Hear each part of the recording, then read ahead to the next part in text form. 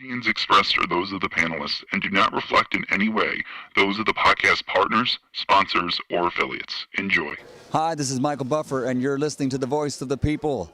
Let's get ready for Boxing Voice. Every day I'm hustling, hustling, hustling, hustling, hustling, hustling, hustling, hustling, hustling, hustling, hustling. Every day I'm hustling, every day I'm hustling, every day I'm hustling, every day I'm hustling, every day I'm hustling, every day I'm hustling. Las Vegas, Nevada. Are you ready?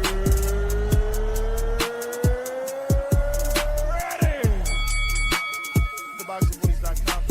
Welcome to Las Vegas, baby. We taking over. Ness Heyman. Mr. Vegas, you are Mr. Las Vegas. I get in every fucking gym. They want me there. TBV presents a ring walk with Danny. Ring Walk Danny.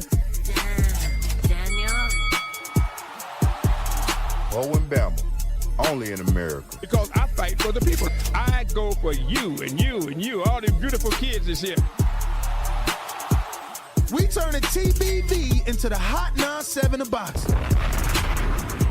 Keep talking from Vegas. You already know if it's a big fight, I'm pulling up. Chicago, we in here. Bang, bang. From the cotton fields of Alabama to the casinos of Las Vegas. Mama, I made it. We up early, baby. The grind don't stop. What up, what up, what up? Welcome back, ladies and gentlemen. Welcome back to another edition of the Boxing Voice Radio, coming to you live from Acapulco, Mexico for the 60th annual convention with Mauricio Suleiman in the WBC. Right now, we are in the mandatory defenses meeting. This is where all the nitty-gritty is going down. And before it does, obviously, they have all these great champions on stage. So we'll be giving you a shot of that momentarily after I introduce my co-host, Daniel Alvarez. What's going on, Ring Walk? Champ, what up? Damn, my voice sounded like Nonitos earlier. Yeah, man, raspy. Yeah, champ, long night. But A lot of work, man, a lot of work. We're back with another one, thankfully, and we're here in Acapulco, Mexico. Yes, sir. You know, this convention thus far has been very informative, very educational. Very, very. We found out so much and learned so much about how the process of the ratings and the rankings. And today we'll find out the process of the mandatory defenses and how a person can petition to be a mandatory and, you know, just the rules and regulations. Because like Danny, we learned yesterday that if a fighter is already scheduled to fight for some sort of WBC title, he can't be dropped from the rankings or moved in the rankings until after that fight.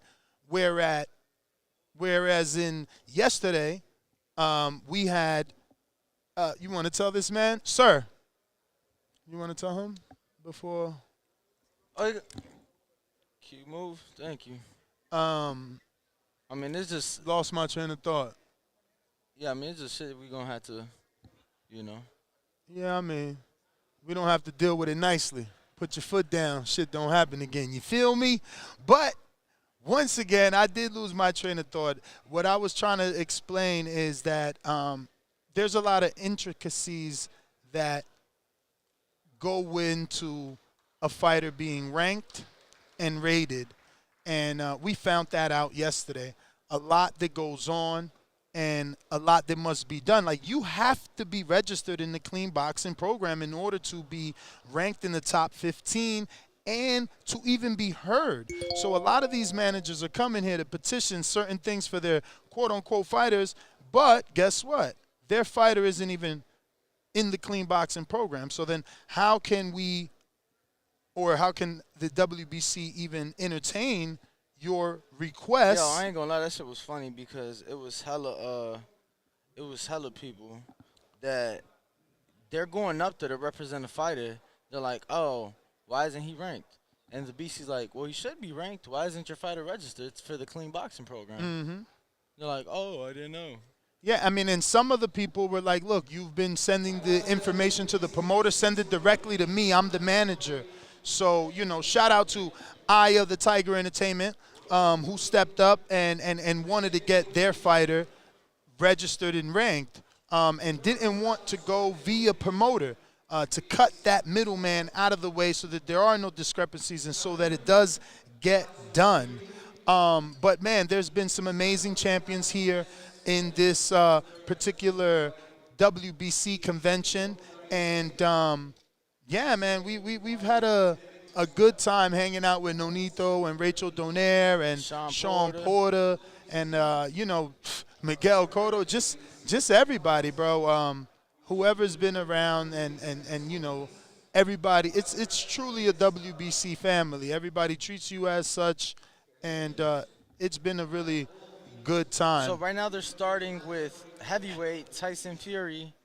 All right, so Danny, that you should probably pay attention. All right. I'll keep them entertained. Then you come back, recap them, because it is difficult for us to.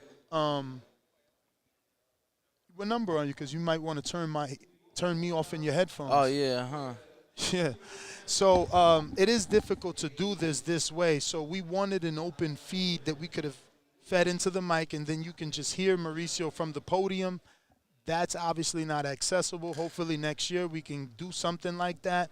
We did have it this year, but the speakers that they have are just not capable of giving us the audio at a level that is suitable for you guys. But right now we are starting with the heavyweight division, so we're fingers crossed that we get Wilder versus Ruiz. So maybe that should be our first poll. Do we get Wilder? Do we get... So right now Mauricio is, can you hear me fine, us? All right, so right now Mauricio is asking for any comments regarding the heavyweight division. And it looks, I'm trying to see who that is. Let's see. Somebody's going to the podium? Okay, that's a Met owner. He is the manager and promoter of Khan Kolbenson. He just got upgraded to the rankings and overtook Ottawa Valine's position yesterday. So that's what you missed. Ottawa Valine did not show up. His manager did not show up.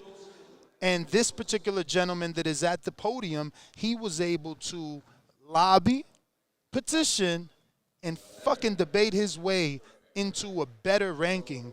So this is very important. Managers, promoters, you need to be here or send a representative here to represent not only you but your fighter, or he will be passed. This is the heavyweight division that we're doing. So, again, we should be hearing whether or not they're going to order Wilder versus Ruiz for the mandatory position, or will it just be an eliminator? This is what we have to find out.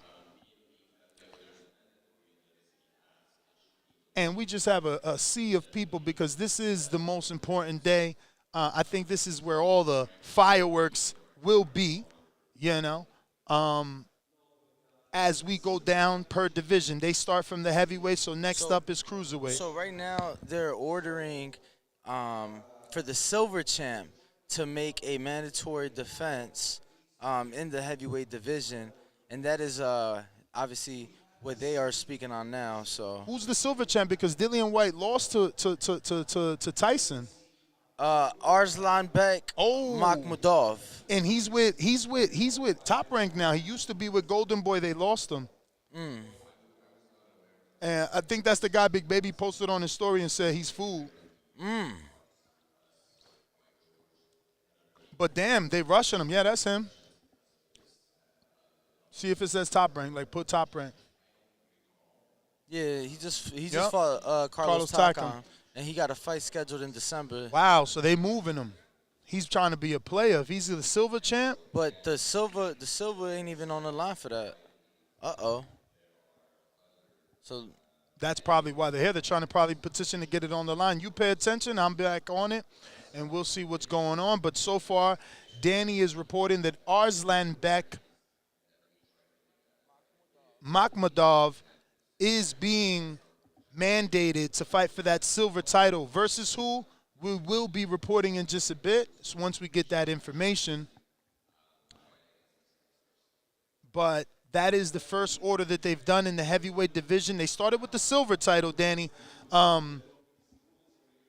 looks like something interesting happened. Danny had to take off the headphones. If you're watching this on YouTube, don't forget to hit that thumbs up button so other boxing fans know that we're covering the WBC conventions, the mandatory defenses.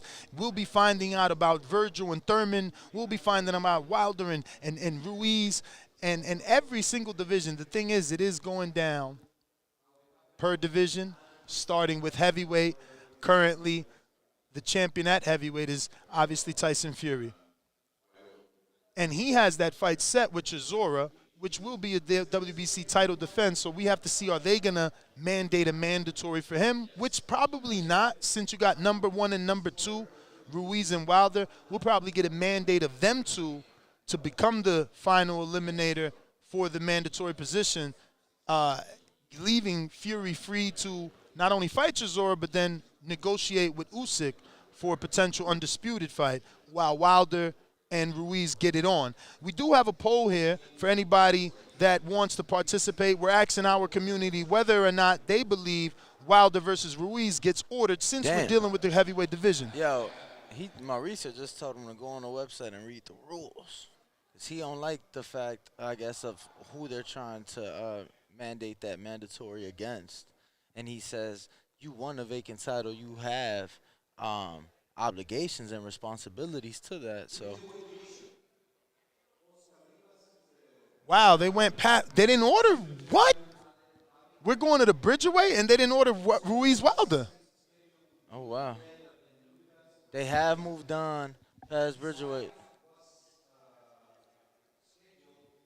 Tú no puedes sentarte aquí, primo. Estamos en vivo. Estamos en un programa en vivo. Oh my God, my man just sat. Yo, he just sat down. Yo, That's interesting. Old heads be funny. Why someone just randomly sat on our panel, didn't want to be on the show. He just sat down because he was tired. What the fuck? Bro, and I just want to say that there is a empty room with about 200 chairs for him to grab one. To grab. I That feel is like Danny, maybe 12 seconds away. Like, I almost want to go get him a chair. I almost feel like I need to go to Dean and find out what's going on. Why did they not say anything of Wilder Ruiz? Huh. You want me to go find out? You know who's Dean? Yeah, He's right on the right. All right. Yeah, because, I mean, look, we have a poll here. People thought that was going to get ordered. I'm pretty sure I can Google, and there is going to be a headline, Wilder versus Ruiz to be ordered. Let's see what comes up in the news search.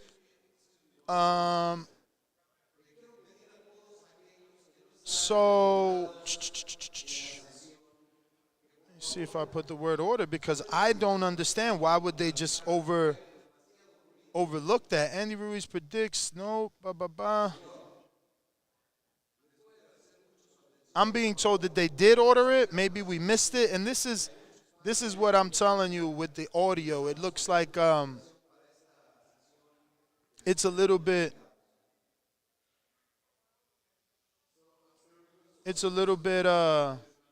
difficult to hear with the mic and talking to you. Like right now, obviously Suleiman is talking, but Danny's over there finding out for us for sure. But I'm being told by the producers that it was ordered. I don't know. I mean, when you say it was it ordered today here at this convention, or did they order something before the convention? Because we did not hear them call for it. Right now, they're currently at Bridgerweight, and it looks like the silver champion, Alan Babic, and the current champion is Oscar Rivas. Oh, my God, Danny. That's twice, bro. You did that on the way out. Michael Benson is saying they've officially – but what, they didn't say it out loud? So you just didn't hear it? All right. So Danny and I obviously missed it, and it is ordered. So what's going on with Babic? Is he's going to have to fight Thank you.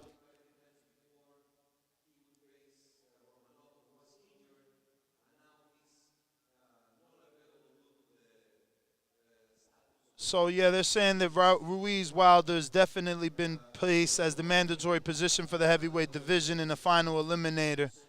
So, we did get that at least. You're going to have to go back, bro. You got to find out what's going on in this division. Because I'm assuming Alan Babic will get ordered to face Oscar Rivas. It'll never happen. Like that. It's a podcast. How we're not gonna talk to hear. You know how like that's minutes of dead air. You can't do that. It's two people. I keep the stream going. You get the info. You just bring it in like a reporter, champ. You corner side with it.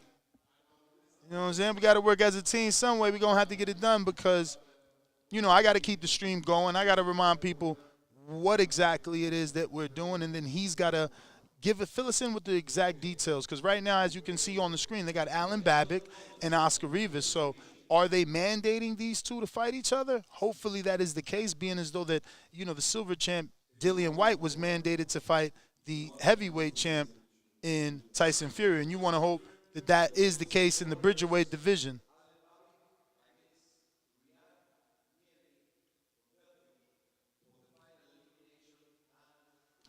Okay, so they did order it, right? Babic versus Rivas final. Oh, so it's Babic versus someone else, final elimination. We'll give it to you in just a second. Danny's looking up the name.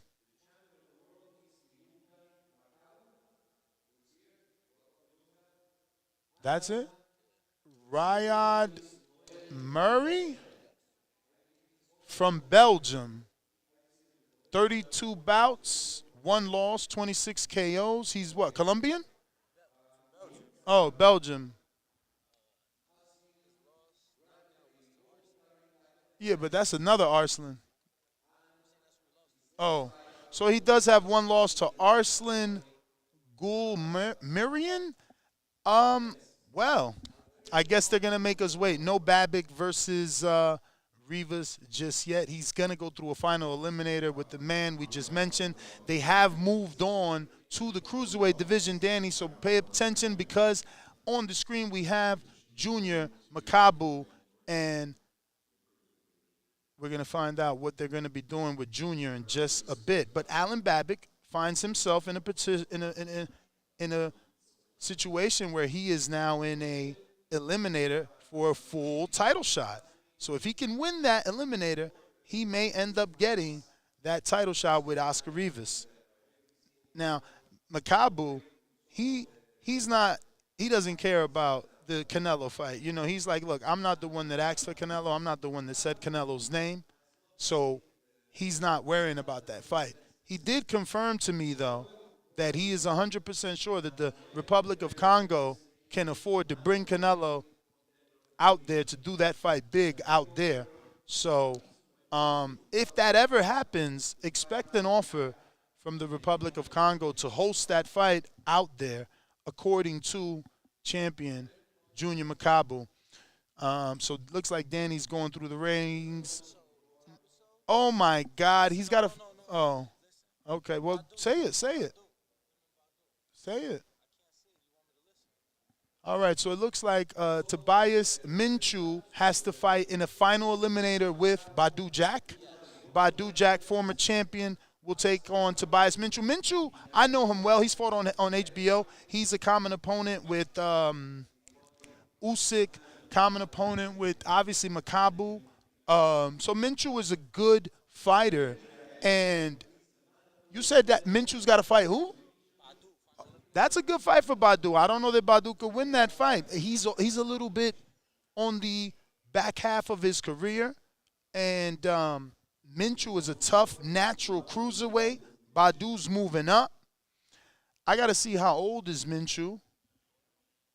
What do we got here? Minchu is 34 years old. He's got 6 losses, 3 come by KO. And, you know, he's definitely never made it to the heights of a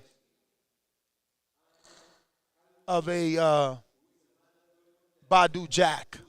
But his losses, you know, they come to Minchu. They come from Usyk. And he even lost to Thomas Astuzian, the South African, many years ago on HBO. But Tobias is a good fight. But overlooking the resume one more time, 6 losses, 3 by knockout. I don't know. I still don't know if Badu can do it. I mean, Badu has been in some really tough fights with smaller men, going back and forth. I don't know that he can do that with a cruiserweight. Minshew is still a cruiserweight, but he doesn't have a lot of knockouts. He's only got 13 knockouts on his resume, so, you know, that's a damn good fight. I don't know. I wonder who opens up a favorite on that. It should be Badu based off resume. So it's been ordered. You're doing it wrong. That shit sounds horrible. Honestly. You don't have to put it on, but maybe grab the position different because it sounded weird. Hello? Yeah. Yeah, so they're saying that Callum Smith will take a tune-up fight. Voluntary. Callum Smith will take a tune-up fight. Should he win, he will be the mandatory for Better Beef. Better Beef's taking he's fighting. You're not next talking month. to the mic, brother. That ain't working. All right, let me put it on. So it sounds like he's saying that Callum Smith gets an interim fight. That's something No, that they said no, yesterday, Callum but I Smith guess is they're not using getting tune-up it. fight. It's not because that's exactly what it is. It's a tune-up. No, but fight. yesterday he used the word voluntary, and then he said, So Better Beef's who is a champion is making the voluntary. He will be versus who? whoever He wants? he chooses. You feel me? And then it'll be Callum, but they made it clear. Uh-oh. So Samson Lewickovic is at the podium right now, and he is arguing for the mandatory position for Saul Canelo Alvarez with David Benavidez. Right now, as you can see on the screen, you got your interim champion, David Benavidez, and you got your silver champion, Ali Akhmedov, and then you got your full current champion, Saul Canelo Alvarez, who failed to show up today. Samson is at the podium right now. Danny is paying attention. We'll find out what he is pushing for. Remember, David Benavidez is scheduled to fight Caleb Plant. So I guess that's our new poll. Will the WBC, will the WBC make Benavidez versus Plant Canelo mandatory? It looks like they already did it. I don't even know. No? All right, so I'm making the bet. I'm making the poll. Mauricio's still talking. They haven't decided whether or not they're gonna do it just yet. Danny's getting his mic ready. He looks excited, fellas.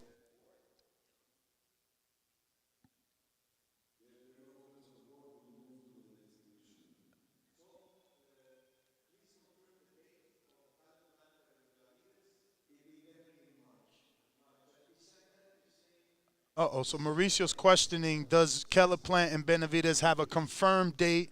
Lewickovic said it's definitely happening in March.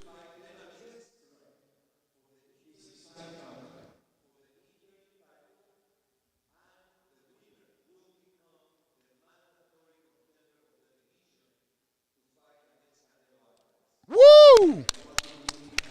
They did it, baby. So it's confirmed. They did it. It is confirmed. The winner of David Benavidez, the Mexican monster, versus Caleb Plant will be ordered hands. to be. He said Canelo's only mandatory next. So.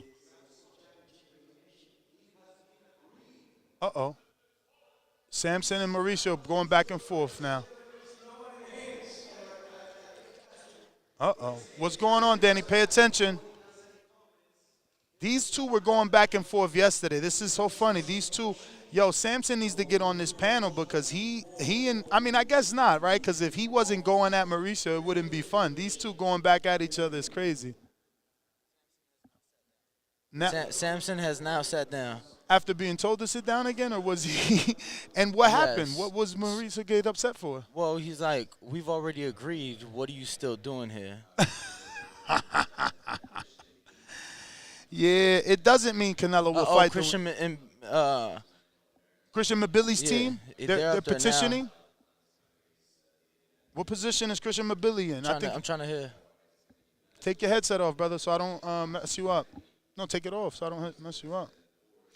But yeah, so now it looks like Christian Mabili's team is petitioning for something, And Danny will keep us updated on that. We're live at the WBC convention. It's the 60th annual convention here in Acapulco, Mexico. For those that don't know, right there in front of you, he just crossed. I don't know if you got to see that with the teal.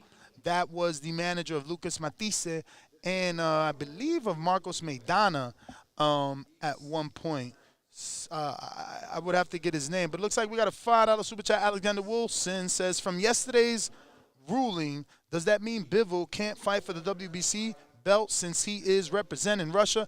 I don't think that's the case because yesterday they made it clear that Beterbiev is Canadian. So I'm assuming that Bivol, who doesn't live in Russia, is going to be considered whatever citizen he's from.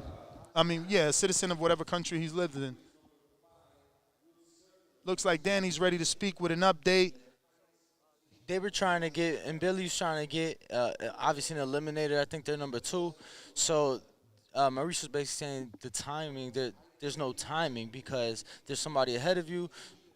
So basically he's saying we're talking about this time next year at the next convention, and he has now offered the Ali Akhmedov, the Silver Champ fight, who is to Mabili. Yes. Oof. Okay, so he wanted an eliminator, but he gets to fight the Silver Champ. We'll see. He's maybe petitioning to fight the Silver Champ. We'll see. Will Mauricio approve? That was Mauricio's suggestion. And we'll see. He Will was petitioning Mabili accept it? for a final eliminator? Absolutely, and they to give him the Canelo. caveat. The caveat is, hey, you can't get final eliminator for Canelo. The timeline doesn't match. We'll put you in there with our civil champion, Ali Akhmedov, which would be a good fight. Mabili is a good fighter. He's been doing his thing, knocking people out, and definitely making a name for himself. So to have him in there with Ali, that's not a bad fight. We just seen Ali, and he's a good fighter. He's a decent fighter. Danny coming back with more info. Yep. So you got I think the Continental America, now the Silver Champ. So it's gonna be Mabili, Ali Akhmedov, or secondary eliminator as Caleb and David are ahead. So it looks like the winner of that fight would be in position. Okay, ladies and gentlemen, we are now moving to the middleweight division, and I have it on rumor that Charlo may be stripped and Adames elevated, or Adames gets mandated as the mandatory. Let's find out what is going to happen. So that's our poll right now. Will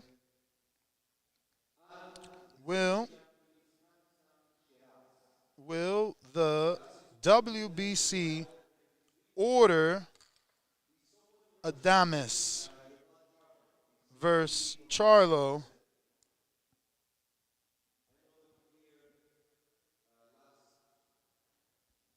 So we'll go with something as simple as that, but I'm pretty sure this is going to be a lot more intricate. Hamza Shariz is somehow the silver champion out of the UK, trained out of Joe Goosen in LA. Then you got interim champion Carlos Adames and full champion Jamal Charlo. Jamal has not fought in a while, and he hasn't had any mandatory defenses. So I'm hoping that he does get ordered to fight Adames, or he gets stripped because he has outside issues. Obviously, we've seen the wife and other people come out and say that Charlo won't be available or can't fight or may never fight. So until he can come out and fully tell us that he is in this 100%, I think that we need some clarity in this division. Mauricio has asked for representation for Jamal Charlo. Nobody is here to represent him. He says that they are unclear of his injury status. Now Carlos Adames is up to make his case. All right, and I gave Carlos Adames a whole prep talk yesterday on what he had to say and how he had to say it. And look, Charlo has no one here. Honestly, you may not believe this, but if Adames' speech is good enough, Charlo will be stripped. And Adames truly just has to tell the WBC, I'm your silver champion and I'm here. Your full champion isn't here. He didn't even tell you why he's not going to be here. Put him as champion in recess. We know he has things going on outside of the ring. Let me represent the WBC belt. Let me be your full champion. That's all that he needs to say. And he will have this in the bag because there's no one here. There's no one here. That's sad because let me tell you, yesterday there was someone here for PBC. So whoever was here for PBC don't rock with Jamal because they not stepping up for Jamal. They stepped up for Lipinets. They stepped up for Cody Crowley. They stepped up for other PBC fighters. Sean Gibbonson's here. He rocks with PBC. He's here for Michelle Rivera. He's here for Isaac Cruz. Actually, Samson was here for Rivera yesterday. So, a lot going on here, man. This is telling. I'm telling you, the information you get here is crazy. Danny looks like he's ready, but he's not ready. I wish I had a camera on him. He's like on and off with the headset. Yeah, so Carlos Adames just requested to be made mandatory. He says he does not want to be elevated to champ. He says he wants to beat the champ, so he's asking for the Jamal Charlo fight. Man, fuck that. Don't, man. You can't beat a dude that they can't fight right now.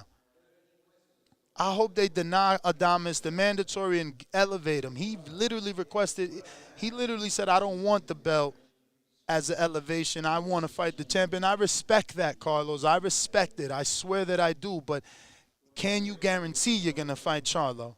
Can you guarantee he's going to make it in that ring? Can you guarantee that he's going to make it through that promotion and live up to everything that he needs to do? I'm pretty sure we had another fight scheduled with Charlo that last minute was cut off. And by cut off, I mean canceled. What happened? Uh-oh. So wait. Danny's looking at me with his mouth wide open. I don't know what just happened, but prepare for some crazy news.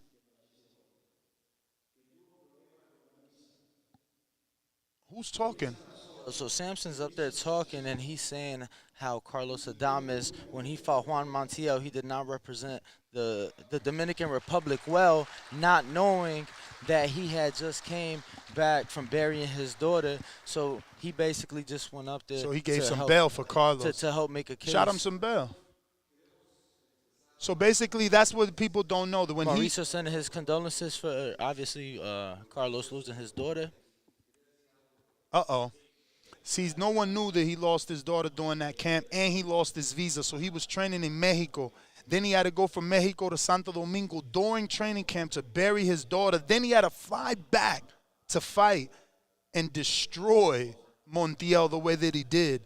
And that's a story that the WBC is going to want to get behind. Why? Because their blood is green.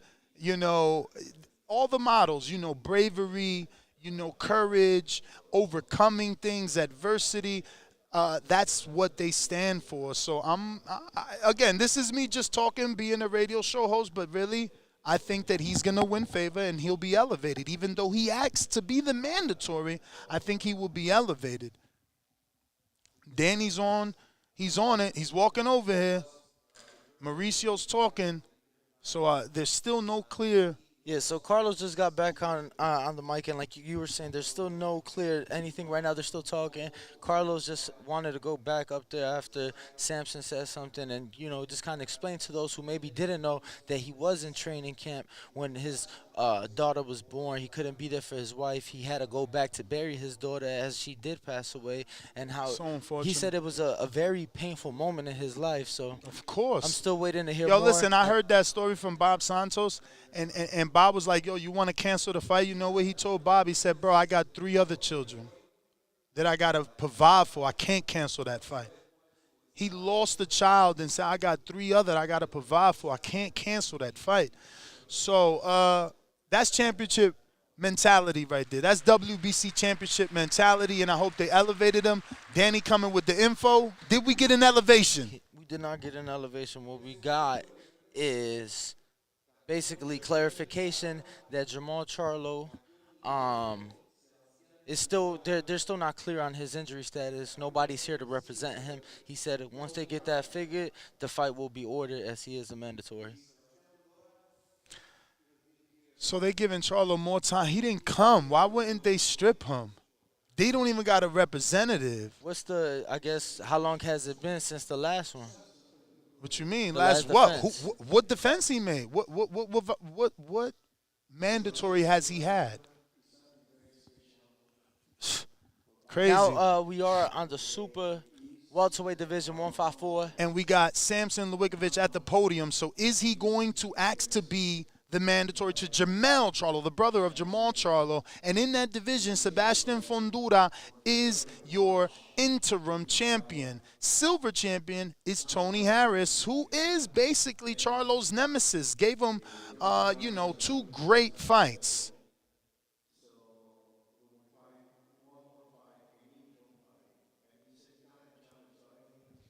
So right now we're at 154 pounds.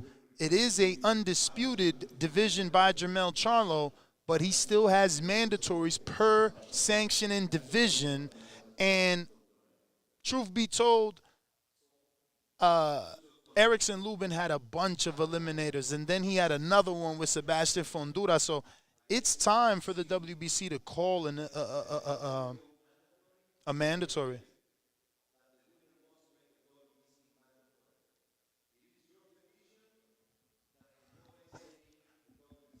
Yeah, you guys are sad talking about that was a skit. Yeah. You're an ultimate fanatic. If you find yourself lying that badly, you are a fanatic.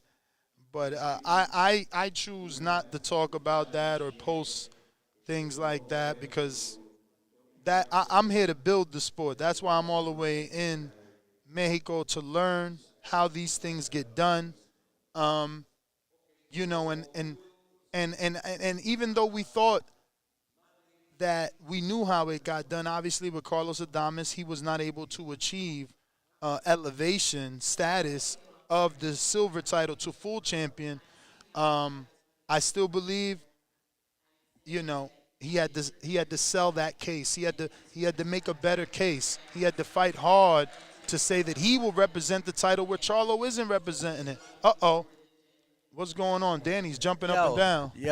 So Sebastian, Samson had offered the fight to Tony Harrison, and Alicia got up there to speak on behalf of her trainer. Tony Harrison says that they're willing to make that fight happen. Wow, so Alicia here to represent Tony Harrison. That's a team right there. Shout out to them.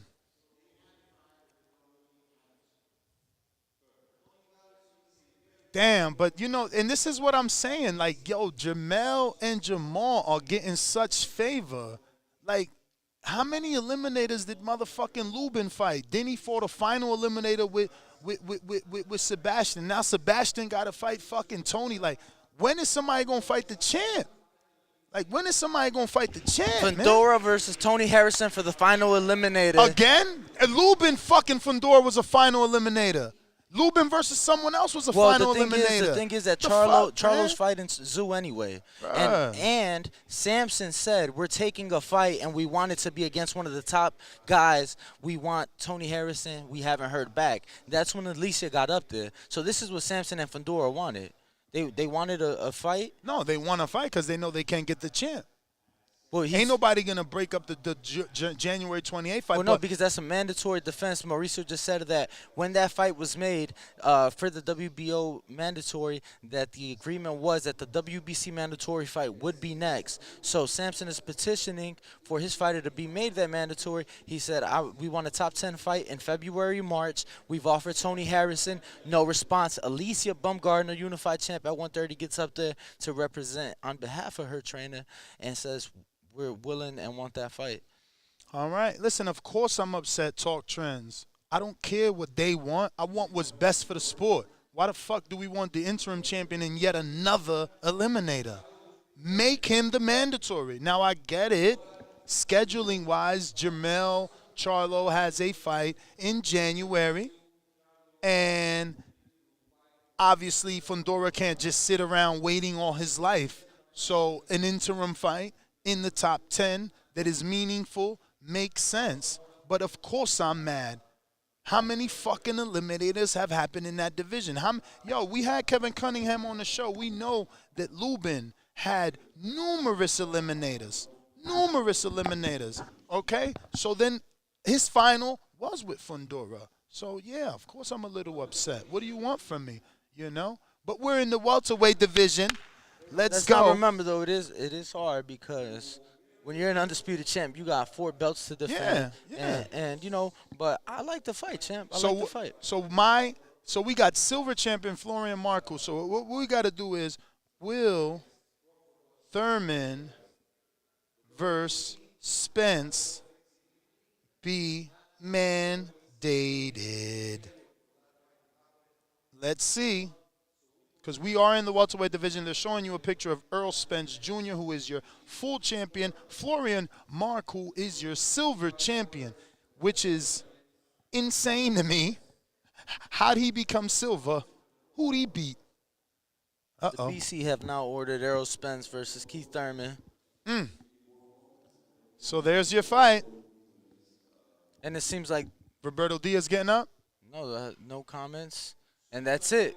That's it. Damn, so much for Roberto Diaz's fake I want Thurman fight yesterday. I told my audience, bro. Everybody's like, yo, you heard Virgil and Thurman. Virgil and Thurman. Yeah, right.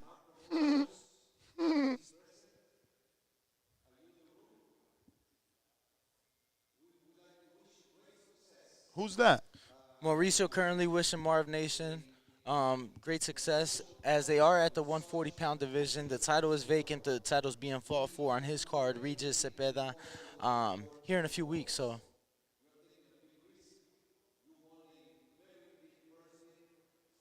Mauricio acknowledging that he took a very big risk and winning a big purse bid. And he's wishing him the best and congratulating Shout out him. to Marv, man. Marv Nation actually is, interested in making that Shadeja Green versus Raquel Miller fight. Yo, I've been telling you about Shadeja for so long, and she's finally getting her just due. Hannah Gabriels came up to her out here like, yo, champ, I would love to fight you one day. And I'm like, champ, you could do that. You could weigh in at 176, put mittens on her ass, and be a two-time champ. You know what I'm saying? But she wants to handle that business with French Sean. Reiterating that the winner of Regis versus Cepeda will be ordered to face mandatory Jose Ramirez. And that was something that wasn't popular yesterday. People did not like that Ramirez was re-ranked. He was dropped to 6th and bounced back up to 3, and people were not happy. Yeah, Thurman versus Marco would have been made. Are you kidding me? Al Heyman ain't fucking allowing Thurman to go fight no damn Florian Marco, man. You kidding me?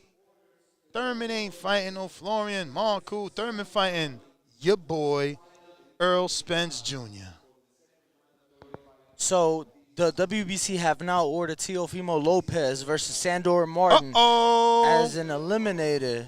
So they would be next up after Jose Ramirez. Let's see if that happens, because that's Matchroom and versus Top Rank. Top Rank, let's not forget yesterday that they wanted clarification on Teofimo statuses. Top Rank came back today, said that he is available for whatever the WBC orders after his December fight against Jose Pedraza.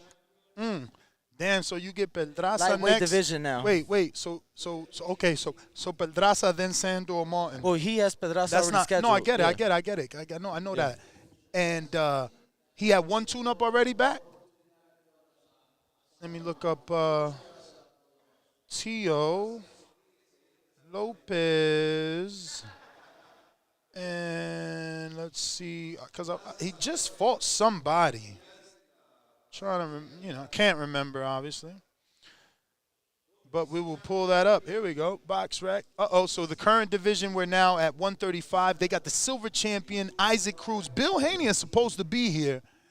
And he said he's with all the smoke. If they order Isaac, they want it. If they order Loma, they want it. So,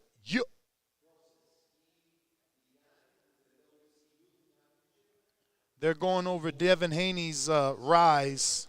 Yeah, basically just giving him his flowers, saying how he trusted the process and has been part of the WBC family, from throughout the youth title, from the beginning. So Pedro Campas was Tio's last fight, so he'll get Pedro Campas, Jose Pedraza, and then a final eliminator with Sandor Martin. Those are 3 good fights to get you back in the mix, get you back, where you were in terms of confidence and rhythm, timing.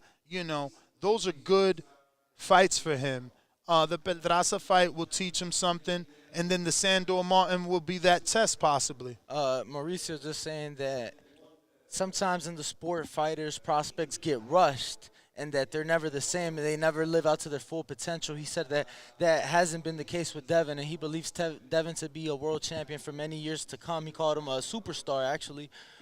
So let's see what comes of this lightweights rankings. Yeah, man, and I want to give me Isaac Cruz versus Devin Haney or Isaac Cruz versus Lomachenko final eliminator. Let's get it.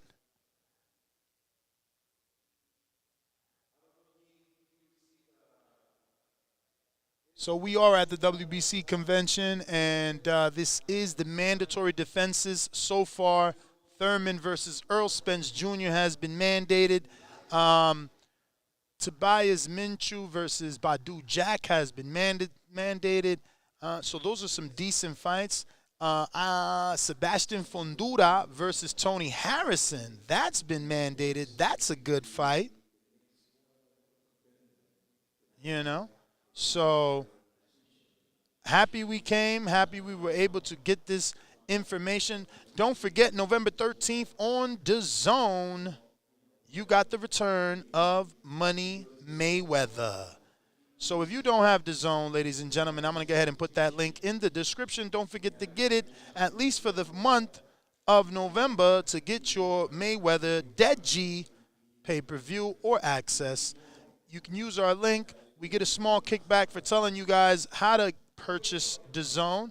And DAZN, you know, sends us a little sign so we can buy water. Yeah, I mean. So it looks like Danny's about to grab the headset. He must have some information for us. And then he took them off as Mauricio has now commenced to speak. If you're watching this on YouTube, don't forget to hit that thumbs up button. It's going to help with the visibility of the show. It's going to help grow. And we're going to the floor with Danny. So as far as the lightweight division is concerned, that's here at the WBC 60th Annual Convention. No mandatory will be ordered, as Mauricio Suleiman is saying that he is under the impression that Devin Haney and Lomachenko are in negotiations. No confirmation just yet. But Samson got up there and he's like, well, look, Devin is an undisputed champ, and we need fighters to remain busy. So he's suggesting possibly a tournament between the top 4 ranked fighters in the lightweight division. Now, so difficult. Don Majeski has been told to put something together? To get something, you know, just an answer on Devin as far as whether that fight's happening. And so he said 5 minutes. Yeah, because Don Majeski's actually with Top Rank. Someone's yelling. Uh-oh, it's Samson again. Uh-oh, what happened? Samson just cursed. Samson just accused Mauricio of giving him cheap tequila. So they have a great banter, these two. You know, they go back and forth. It's great banter with them. I love it.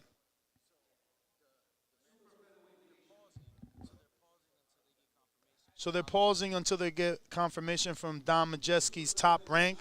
Don Majeski is here to represent Top Rank, and he'll get on the horn with them and let them know that they need to give an update as to, you know, what's going to happen with Devin Haney. I'm sure Top Rank is going to say we're trying to do the Lomachenko fight, which will then allow the WBC to get something going in that lightweight division. I don't know that the tournament is an answer when you got so many fighters on different platforms. That was an issue with Devin, Tio, and others when they tried the tournament. So for those of you tuned in on YouTube, make sure to smash that like button. Make sure you are subscribed. We do appreciate everybody. So if you guys are watching, they have moved on to the 130-pound division, the super featherweight division. The title is vacant. Oshaki Foster has been ordered to face Ray Vargas, the 126-pound champ, who put in a special request to move up to fight for that vacant. So although they have moved on to 130, I just want to be clear. The lightweight division has not. It's on hold. It's on hold for right now. We're waiting for a response. Don is back. So Don has the response. I'm going to text Bill because he's supposed to have been here.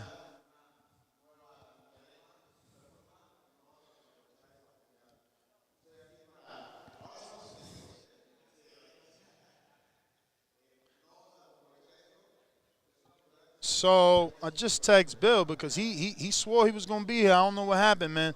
He did say he would get around 1. So that is a little unfortunate, as that's probably going to be after they're done with the lightweights. And Ray Vargas just got up there and spoke, thanking the WBC for allowing his special request as champion. How you doing? As champion to move on up to fight O'Shaquie Foster for that vacant title. So we'll be seeing that. I don't know when. I don't think they have a date or anything. I think they do, because O'Shaquie's with Probellum. Richard Schaefer's here, and he's actually talking. You might want to pay attention and see if he's going to announce that now, because Richard Schaefer is here. And once again, if you're not tuned in, if you're not hitting that thumbs up, you're doing a disservice to the show. You want to help us grow. You want to keep us the #1 boxing podcast. And guess what? You want WBC to invite us back so we can keep giving you this coverage. And I want to be invited back. So please share this episode. Put this out there to others that don't know that we're here live covering the WBC convention. I'm going a full screen shot. Let me know if you guys prefer this look over anything else. And, yeah, we're going to keep working here. So we are now currently still on the 130-pound division. And we're just waiting to see, can we get some more clarification. But let's see. Sounds like, who is that on the podium? Uh-oh. Is Danny coming back? Okay, so that's Richard Schaefer on the left. Rocky Hernandez. Richard Schaefer's fighter, Rocky Hernandez, has been named the mandatory for who? So the mandatory for the winner of Ray Vargas versus O'Shaquie Foster. Damn. Hernandez. Let's see who's that. I don't remember Rocky Hernandez. He's from Mexico. No, that's not him. You said it. Rocky Hernandez?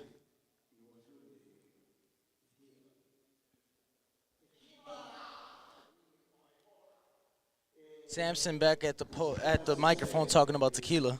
Can you ask him if it's Eduardo Hernandez?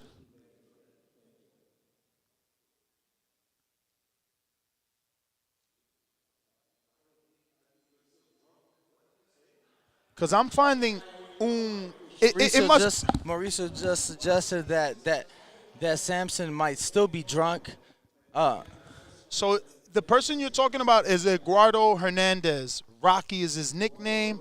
He is el campeón latinoamérico y campeón mundial juvenil de la WBC. But they say CMB.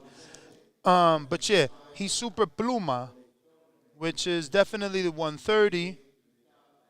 So I'll give you guys a screen share. This is the Richard Schaefer fighter that is in question, and we'll just show you that in just a sec. Remember, I'm also wanting your opinions as to screen. Do you want full screen or not? And that is the picture. Back. This is the picture of Eduardo Rocky Hernandez. He has been mandated to fight the winner of Ray Vargas versus O'Shaquie Foster after that fight is done. This is a Richard Schaefer fighter, and let's be real, so is O'Shaquie Foster, who's with Probellum. So, you know.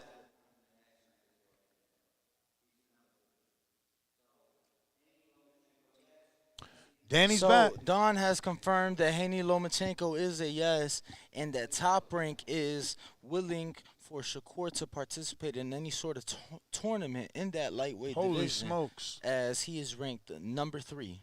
Breaking news. Shakur opens up number 3. In the lightweight rankings, and Don confirmed that Top Rank is open and willing for some sort of tournament or anything like that. Let's see what the WBC recommends.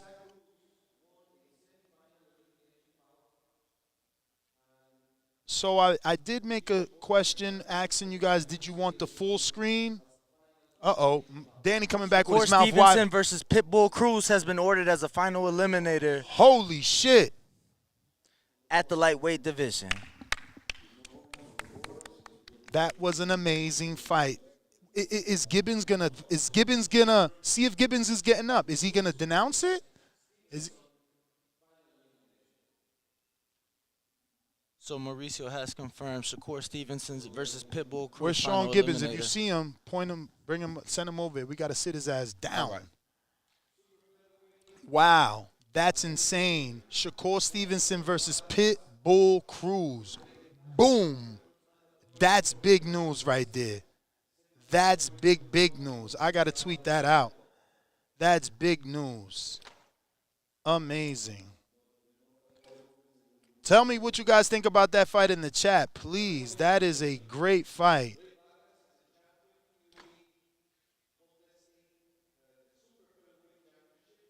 I cannot wait. I wonder how long they take to make that fight for us. Hey, Rach. Yo, what do you think about them ordering Shakur versus Isaac? Ooh, wow. I mean, I think everyone was shocked. But I mean, he kind of put himself in that position when, Top Rank said, hey, he's willing to do whatever. It's like, so when you say you're willing to do whatever, they're going to toss you, to whoever is up in there to make sure that they're getting the best competition for that position. So we got, yeah. What? Looks like Danny got another update. Calm down, buddy.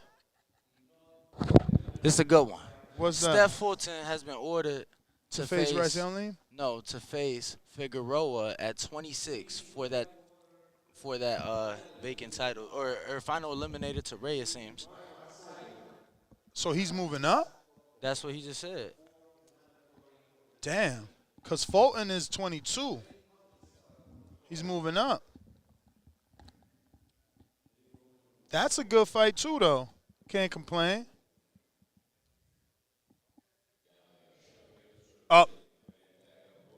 Yo, pay attention. Make sure he's not going to. Turn me down. Make sure Sean Gibbons isn't going to protest that final eliminator.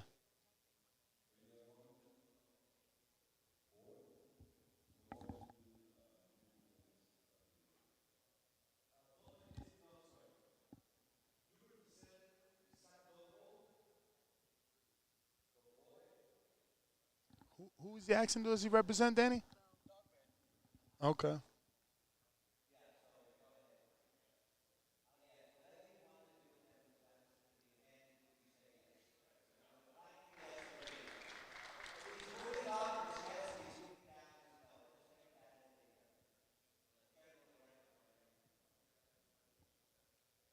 Sorry for the dead air, but we're just trying to pay attention, and I'm also trying to post this amazing news of Shakur, let me tell you, because that's a great fight.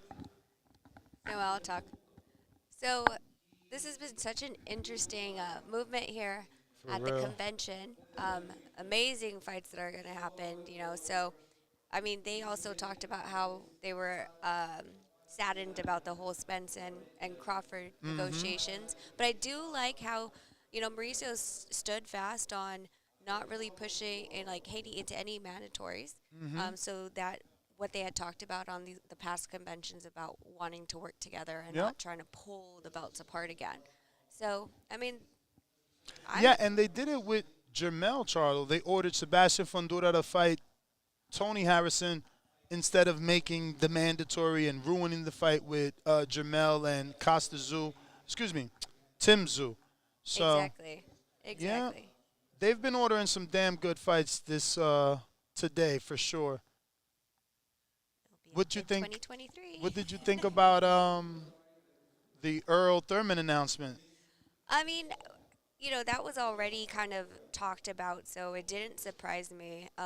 What surprised me is that, remember yesterday during the rankings, Ortiz was trying to get in a position where he would have to. But then his team didn't even petition and today. That's what I was going to say. So the point of you going to the ratings was so you rate there, and then you're stating that, hey, tomorrow I'm going to come and and I'm going to Exactly. stop that and say, no, I don't think so. And yet his team wasn't here. I mean, that's the thing is, like, when you don't have the representation, if there was anything about Charlo and there was no one here to speak for him, like, you lose your positioning. And he didn't either. He should have gotten stripped. Carlos Adames was here. He's the silver. He's defending. We don't know what's up with Charlo. I'm not hating on him, but we just don't know what's up. I think there always has to be some type of representation, and I was glad that Alicia was able to speak up For Tony. for Tony. That and was say, actually amazing. That's great, though. I mean, but that's the thing. Like, unless you're texting someone like, hey, I know you're there. Can you please, like, stand for me, right? So it looks like Danny has some information. Yeah, champ. So Luis Neri versus Aza Hovnisian from Armenia have been ordered as the final eliminator at 122. David Picasso, no relation to Picasso himself, has been ordered to fight Rais Salim. Winners of those Isn't that the Picasso you was looking at the other day? Winners of those two fights will face each other. You showed me a Picasso, and you're like, who's? Oh, yeah. no. Actually, that was lady at a Sevo for Danny's wife. But it's that division, though, 126. Remember, she was looking up for people to fight Rajan Chance. Which is insane because that name came up. So I guess maybe they were offered that. No, isn't that Rajan's nickname is Picasso? That's why she said, wouldn't it be funny if they have to fight each other? Oh, because they it's could two fight for the Picassos. name. Yeah. So right now we are at the 115 division. So Maloney's going up. Let's see what happens. So, my producer is telling me we need to make this poll. Will the Shakur fight happen? I'm going to say yes, especially with Top Rank coming out here and having John Majeski represent them and saying that they are open to do anything with Shakur in the 130-pound, even if that's a tournament. And the WBC granted the champion the privilege of not having to go through a tournament. Like, why would you need to go through a tournament? You were unified. You were the man that beat the man in the division below. They understand your skills, so they put you in there against Isaac Cruz. That is a great fight, and let me tell you, it's a common opponent with Tank. If Top Rank understands what they're doing, they will allow that fight to give Shakur that barometer. He does something special to Isaac that Tank couldn't do, and we will be begging for that Shakur versus Tank fight. You best believe. So, yes, we are at the WBC convention. If you haven't already smashed that thumbs up button, go ahead and do so. I took it from 181 to 182. You can do the same. Don't forget to smash it. Don't forget to subscribe to the YouTube channel right here at youtube.com/The Boxing Voice. This is the voice of the people. And we do have people on Twitter. We have people on Twitter Space. I'm actually going to take some callers. That's what I'm going to do. While Danny's listening, I'm going to take some calls. If you want to request to speak, go ahead and do so on Twitter Spaces. I'll bring you in to hear what you got to say. We're talking all the mandations that have been going on right here at the WBC convention. Today is the mandatory defenses at the annual convention in Acapulco, and we're trying to bring you all the news of it. Let's see. Our poll is out. Already 98 votes, and 58% of the people say yes. Shakur will fight Pitbull Cruz. Uh-oh. Some funny business going on. Richard Schaefer representing Donaire and Team Maloney are going back and forth right now. Things are getting interesting. So Team Donaire and Maloney's going back and forth.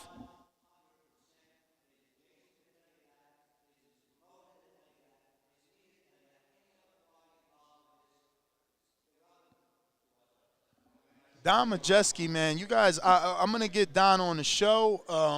You guys, you don't even understand the power that this man has in this sport. And we didn't even know.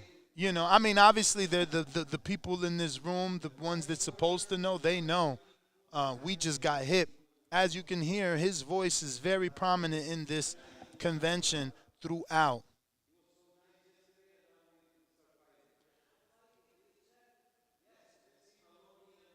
Uh-oh, Rachel's coming back hot. What's going on, Rach? Rach about to fill us in. What's going on?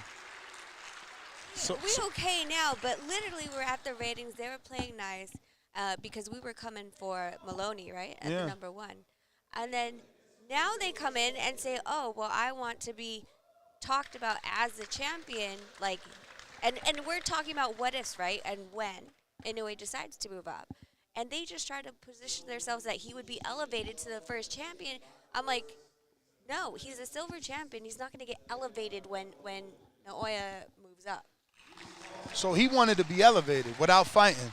Pretty much, yeah. Oh, and, wow. Like, have a better positioning against Nonito. And they're like, oh, we'll fight you, whatever. And Richard's like, we had this agreement. WBC already said that Nonito and Jason will fight for the vacant. No one's going to have a higher positioning in the matter. It's just about, the promotions and the purse bid. But they literally, I knew that they were going to come up. That's why they were holding their number 1 position yesterday so hard. And that's why Richard was like, wait. But you still get a vacant title shot versus Jason Maloney. Yes, correct. And Inoue is supposed to vacate when? After he fights Paul Butler. Okay. So what's your timeline? When do you think Nonito and Maloney are in the ring? I mean, literally, we're weeks away, right, from that fight. December 7th, I believe. Mm-hmm. So you have that one. That's really soon. And then once that happens, I believe he's going to vacate. And I'm looking at probably late spring. Okay. Let me go see what Nonito says. For sure. Thanks for the update. Looks like Donaire's back, and now he and his wife as /manager will talk over what was just mandated and handed down by the WBC convention. We are on the current 118-pound weight division. Naoya Inoue versus Jason Maloney, both on there. You got your current champion and your silver champion. Silver champion has now been ordered to face what looks like, or not ordered, but there is an agreement with the WBC and the promoters that Maloney and Donaire will face each other after the Paul Butler Inoue fight. But looks like I got my co-host Ring walking next to me. What up? Champ, I'm back. More stuff going How we looking? on. I think this is it for me. After 118, I check out. I guess I could stick for 115. So what has been decided as the talks are that Inoue will be moving up and vacating his after titles. the Butler fight. Correct. So they have just ordered Sauron Visai. Danny, get the other headset. You left it over there. Oh.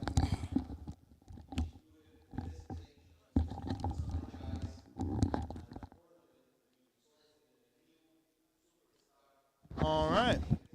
So, Champ, man, how'd you feel about Maloney? Did he switch up on you? Can you hear me? Yeah, perfect. Okay, good. You hear yourself? Yeah, I don't hear myself, but I'm good. Who's this one? Now? Oh, there it is. Okay. There it is. Perfect. That sounds nice. Zoom out. So, how'd you feel about Maloney, man? I thought you guys had a – hold on. I got a little head. There you go. I thought you guys had an agreement, man.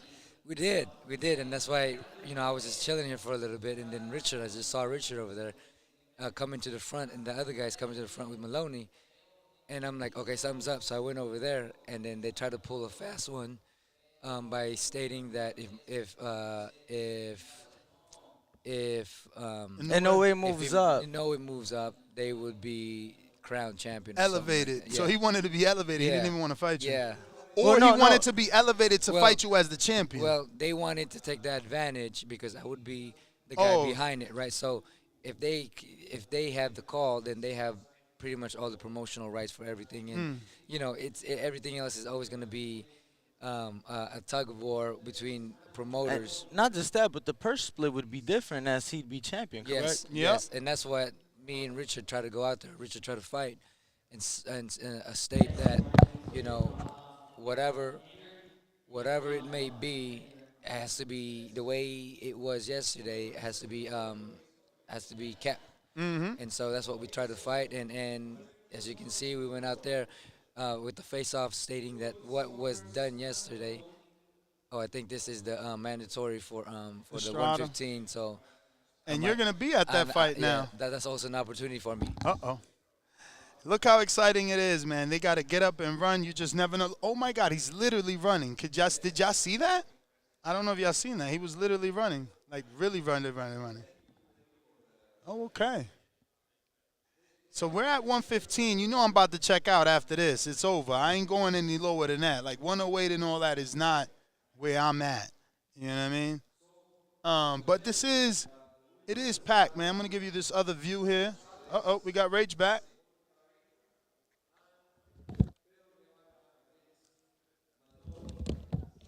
So I need you to fill me in because Nonito was saying that this is also an opportunity or a possibility for you guys at 115, and he just jumped out of here and ran down there. Yeah, so they were trying to position themselves again. Of course, Jason was talking on behalf of Andrew this time, requesting to be the mandatory position and being the next for Estrada, for the winner of Chocolatito Estrada.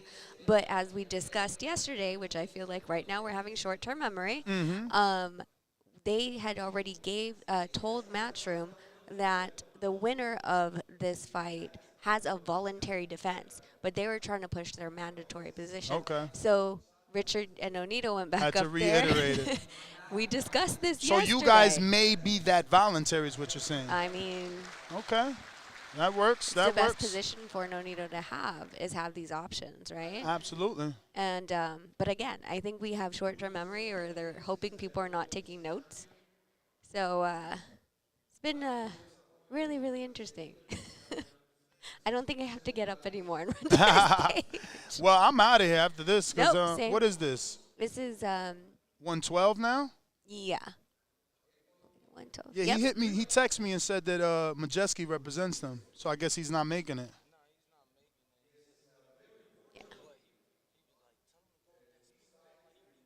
Yeah.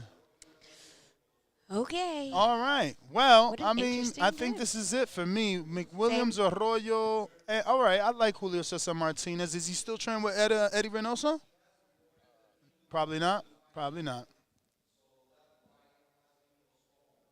Okay, time to have a drink. My freaking, I was cool throughout the whole thing, and then as soon as Nonito's divisions come So on. what's next? Because they said this is going on till 4, and we're pretty much done.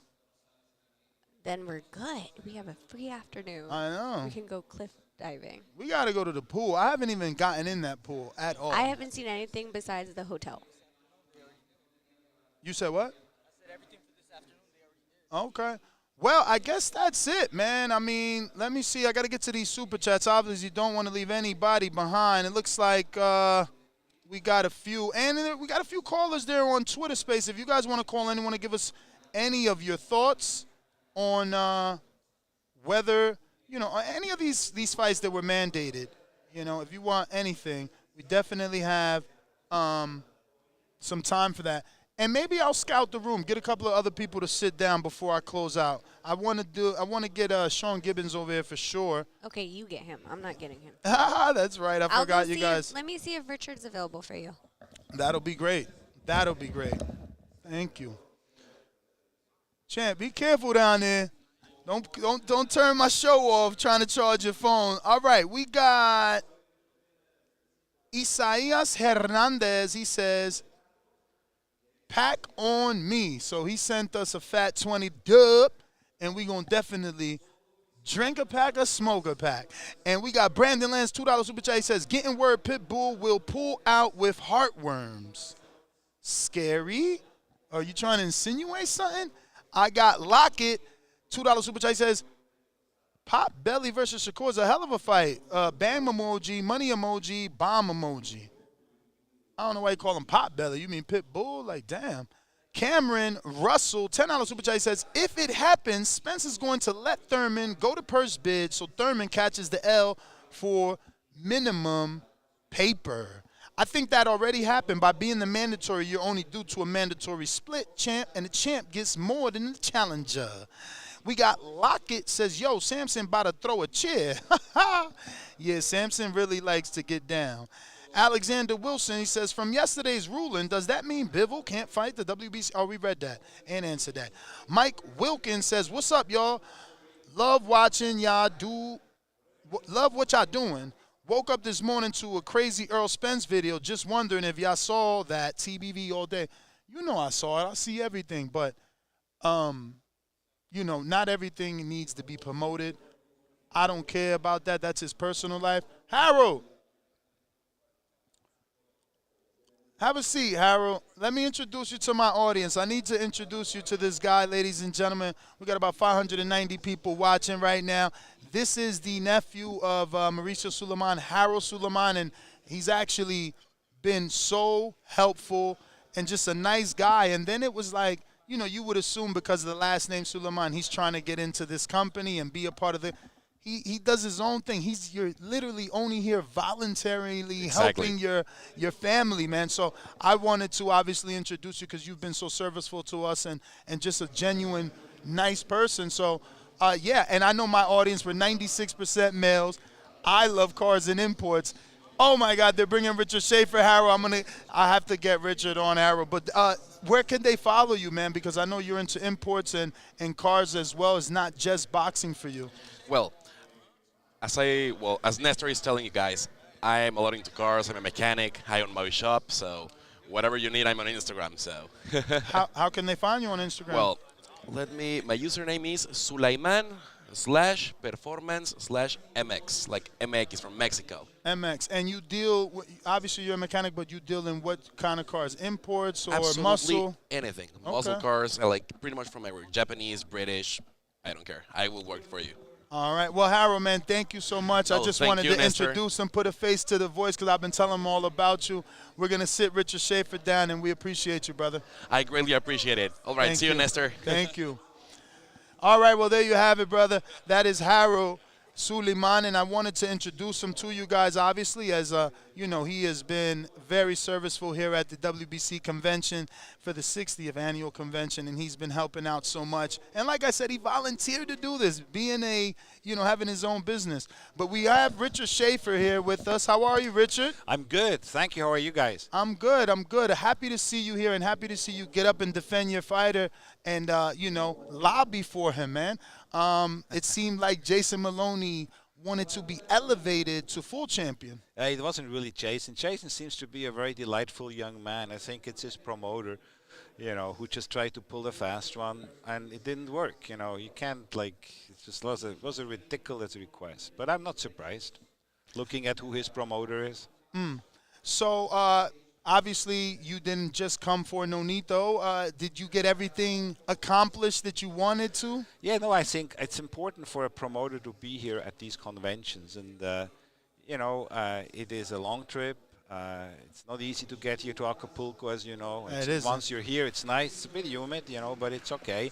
But it's important to be here and meet the people, be here, give the respect to Mauricio and to WBC. And obviously look out for your fighters. And that's what I did yesterday at the ratings and today at the mandatories. And yes, I got everything accomplished. We have some great fights. We have Regis Prograis fight for the WBC world title against Cepeda. We have we have Oshaki Foster fighting for the WBC world title against Ray Vargas. We got Nonito fighting if Inoue works up for the vacant world title WBC against Maloney.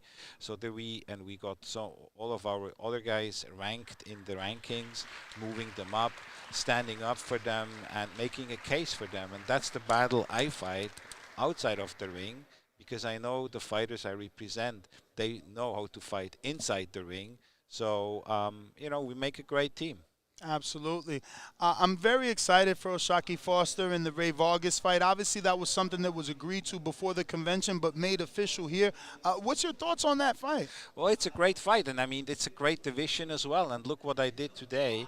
I got our other fighter in that same division, Eduardo Rocky Hernandez, named as the mandatory for the winner of that fight. So, this is what it's about. It's a loaded division. It's a great division, and I think that particular fight, it's fireworks. I mean, Ray Vargas is a very talented fighter. He's undefeated. Absolutely. He has a very difficult, bit of an awkward style, but Oshaki Foster, man, that guy just loves to fight. He has that will to win. He's so fired up. He's training. He's ready, and he will be world champion. So I have to ask you about the welterweight division. You obviously have the WBA champion, regular, Emantis Stenonius. You didn't position for anything for him here. Is it because he holds some sort of WBA title and he can't be considered in these rankings? Yes, the rule is that if you are a champion in another division, you cannot be ranked in a different division. Sanctioning organization. So basically, if you are a WBA champion, you're no longer eligible to be ranked by the WBC or by the IBF or by the WBO. And so there was no point for me to stand up here. Otherwise, and by the way, Emantis Stenonius is already the mandatory to Errol Spence. This is a position which was communicated to us by the WBA, by the board, over a year ago, that he is the mandatory for that title. Since Spence participated in a unification bout, we, Emantis, decided to step aside and allow Spence to fight Ugas. And can you educate us there? Because that's the discrepancy we have. Okay. When a fighter accepts step aside, does he lose his mandatory status or turn to that mandatory? No, he does not. He does not. But, you know, there's like, so basically in boxing what you have, if you are the mandatory, that means you're the next in line to fight for the world title, or for whatever title it is. You're the mandatory challenger. And that mandatory position can and is enforced by the sanctioning organization and by the team which is representing the fighters. However, there is only one exception which generally takes precedent over the mandatory, which basically trumps a mandatory, and that is a unification bout, meaning when the champion of one organization wants to fight the champion of another organization. So in this particular case, the WBC world champion Spence wanted to fight the WBA world champion Ugas in a unification bout, and unification bouts generally trump these mandatories.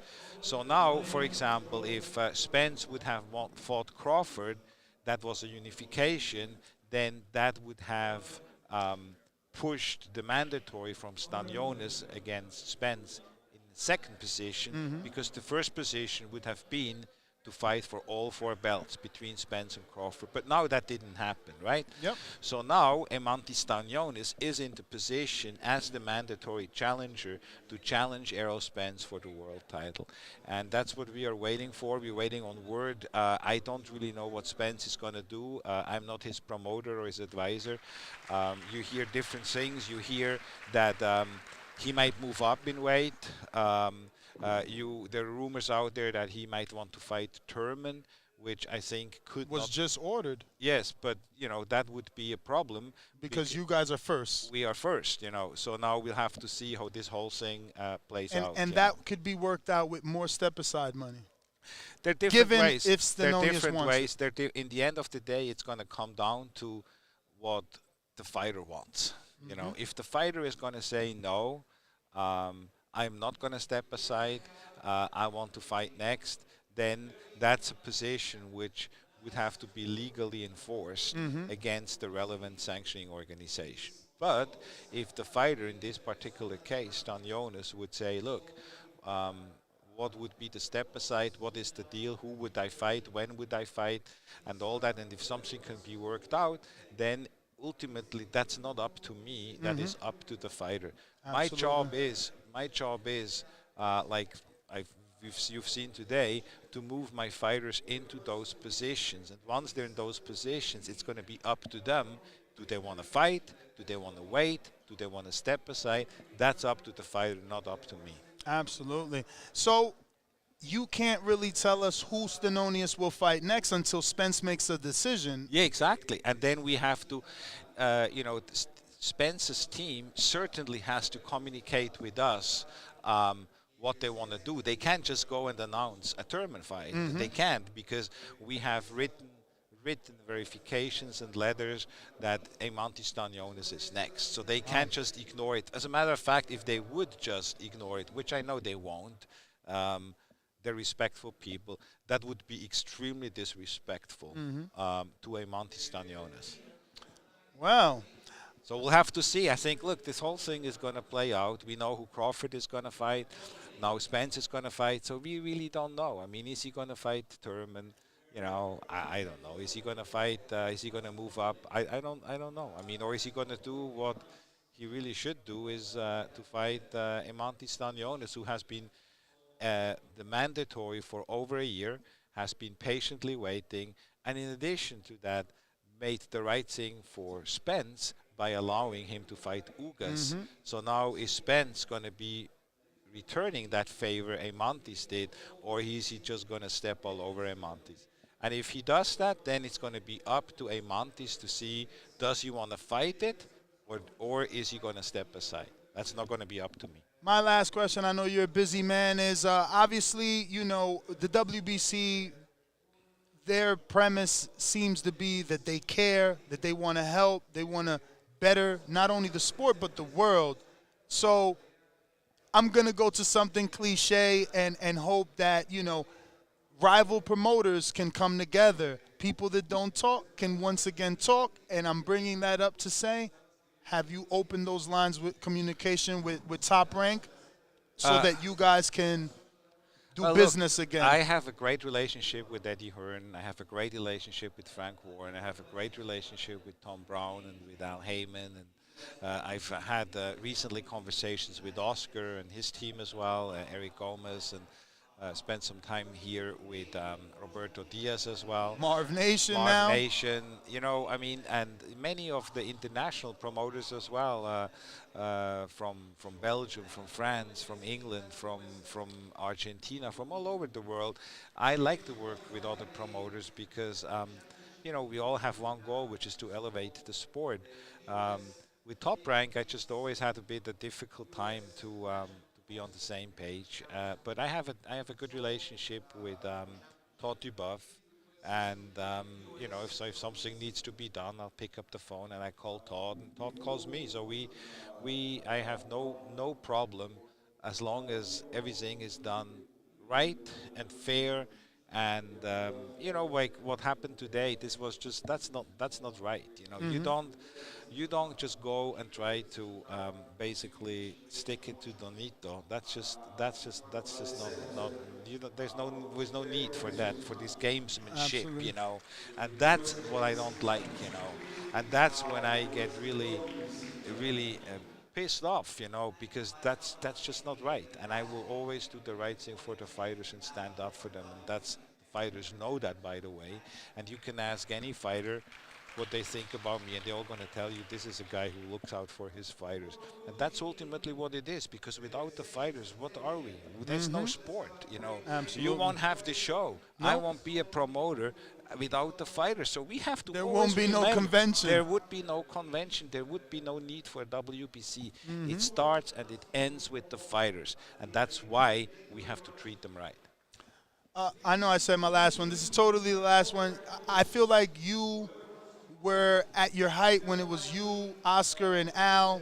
You know, 2012, 13, those years were amazing fights. I mean, you put Danny and Matisse on the undercard of Canelo Mayweather. I don't think we've ever seen anything like that until the Don King days. That being said, how far is Richard Schaefer and Probellum from a network deal? I want you to get a network deal. I mean, I look back at those days as well. They were the heydays, the glory days of boxing. We had Canelo and Canelo and Sugar Shane Mosley on the Floyd Mayweather undercard. We had split side, right? I mean, yeah, no, same side. You know, so we just like I loaded up these pay-per-views, and the pay-per-view price was like $49-50, you know, not $80 or $90. So, and there really is like, because if you're a fight fan and you're gonna say, you know what, I'm going to stay at home. I'm going to invite some friends. We have a barbecue, have some drinks, and we're going to be committing 3 hours or so to watch boxing. You want to be not having to wait through all, and that's what's going on. You have to wait through all these fights, you know, to finally come to the main event, and then you hope that the main event is going to be exciting. But the rest before, you really don't need to see. That's what's wrong, you know. You need to give them a compelling product. And so, yes, I do hope that we are getting soon a deal. We're working on some very exciting things. We've been a bit quiet over the past, let's say, 6 months, and working on different strategic initiatives, which I believe are going to be unveiled in probably the next 30 to 60 days. Big plans. I'm not the kind of guy who likes to play little. I like to play big, you know. And so I want to do big fights. I want to promote again, and that's really missing as well.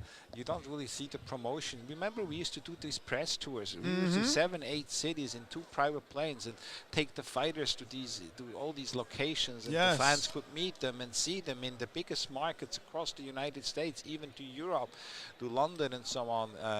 I mean, this is what we did. We had billboards on Sunset Boulevard in Los Angeles and Times Square in New York and everywhere in between along the freeways. We had ads in the newspapers. We had commercials on TV and on online, and the radio. We had Radio Row. We had like 30, 40 of the biggest radio stations flown into Vegas or wherever the show was, and we had like Radio Row and the fighters and everybody. There was a buzz. There was a buzz in the media room. And everybody knew there's a fight taking place, and everybody watched, and the pay-per-view numbers spoke for themselves. But you know, we took a risk. We invested millions of dollars in advertising, and I think that is not being done anymore today. Wow. So would it be network or app-based, you're thinking? Well, I think these days you probably have to go with both because I think in order to reach the biggest possible audience, I think just you need to have both. You know, you need to have the widest possible net, and so that's what we're looking at, some potential acquisitions as well. You know, we're very committed, and so we'll see. Well, Mr. Schaefer, I know you're a busy man. Thank you so for much. your time, and we look forward to seeing the rise of Pro Bellum for sure, because I'm happy you're back. I know the job that you've done in the past and all the great fights that you've given us and been a part of, and I know that you're going to continue to do that. Like signing the youth, like, you know, we need that, so I appreciate you. Thank you very much. Appreciate it as well. Thank you. Thank you. There you have it, ladies and gentlemen. That was Richard Schaefer, promoter of Pro Bellum. Obviously worked with Golden Boy and, you know, Oscar and Heyman and so many more. But we have a bunch of people here, so I'm going to start getting some of them on the show. I got Carlos Adames right there. I see Alicia Baumgartner right there. Excuse me. So I'm going to get some of these people sat down. And, yeah, man, we're going to be talking some boxing with you guys here. Danny's over there with Alicia, so it's going to be hard to get his attention to have someone bring – I'm sorry, I'm trying to fix this fucking seat. To have someone bring us Carlos Adames, who's right there. I actually don't want to do it without Danny so that I can talk and he can translate. But he's over there. Let me text him. He's over there.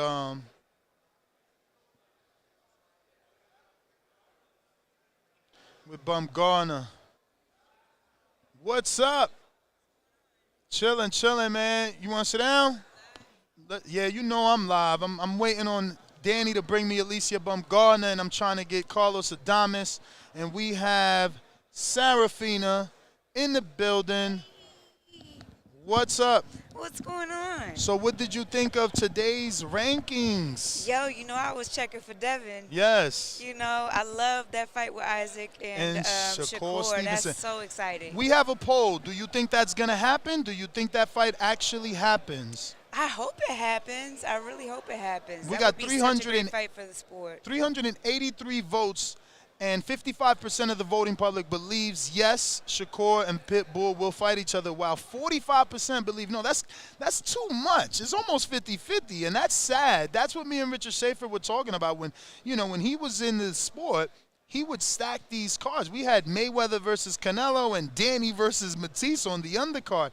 What do you think is wrong in boxing right now? Why is it so difficult to do a Don King type of card and stack it? I just think it's just too many promoters and too many negotiations, and fighters just, it's not about legacy anymore. It's just about the money. And I think that, obviously we all want to get paid, right? You're prize fighters, not pride fighters. But at the end of the day, you do it for the legacy. And the money can't always be the biggest factor. It really has to be about your legacy and just wanting your name to go down for the ages. So, obviously you were here representing quite a few fighters. Did anything get set in stone for you? Nothing as of yet, but I do believe that I got a couple fighters ranked. And then Elham Khalid, who's a great fighter who had that great fight with Delphine Persoon. I'd love for her to be in a box-off in order to have her shot with Baumgardner. Okay. Speaking of Baumgardner, she is here. Yes, she is. You ready? I'm thinking you're going to bring Baumgardner. All right, so let's get Carlos. I need you to translate when he's done, And anybody else, if you see Mauricio, Don Majeski. Did you get Sean Porter already? Not today, but yeah, that would be another great one. But yeah, we definitely want to get everybody before we wrap up. So, and how about Alicia going up and speaking on behalf of Tony Harrison? That was amazing. We talked about that live, right when you thought no one was here to represent Tony Harrison. I turned behind me. I said, girl, you better go up there. She said, I can go up there. I said, absolutely. That was dope. I said, you got his number, right? Call him. And she's like, well, he's in the gym. I said, well, somebody's at the gym with him. Mm-hmm. So she went up there and did her thing, manager extraordinaire. That's what's up. Taking a page out your book. Well, Sarah, man, let everybody know where they can find you. Serafina_the artist. Check me out. I'm also an artist. I paint. I do my thing. But yes. And she can maneuver you in this boxing game. So make sure you hit her up because she knows her stuff and she's getting her fighters positioned left and right. Sarah, thank you so much. I'm going to go ahead and get Jason Maloney on the show. Obviously, Jason is the #1 WBC. And how are you, Jason?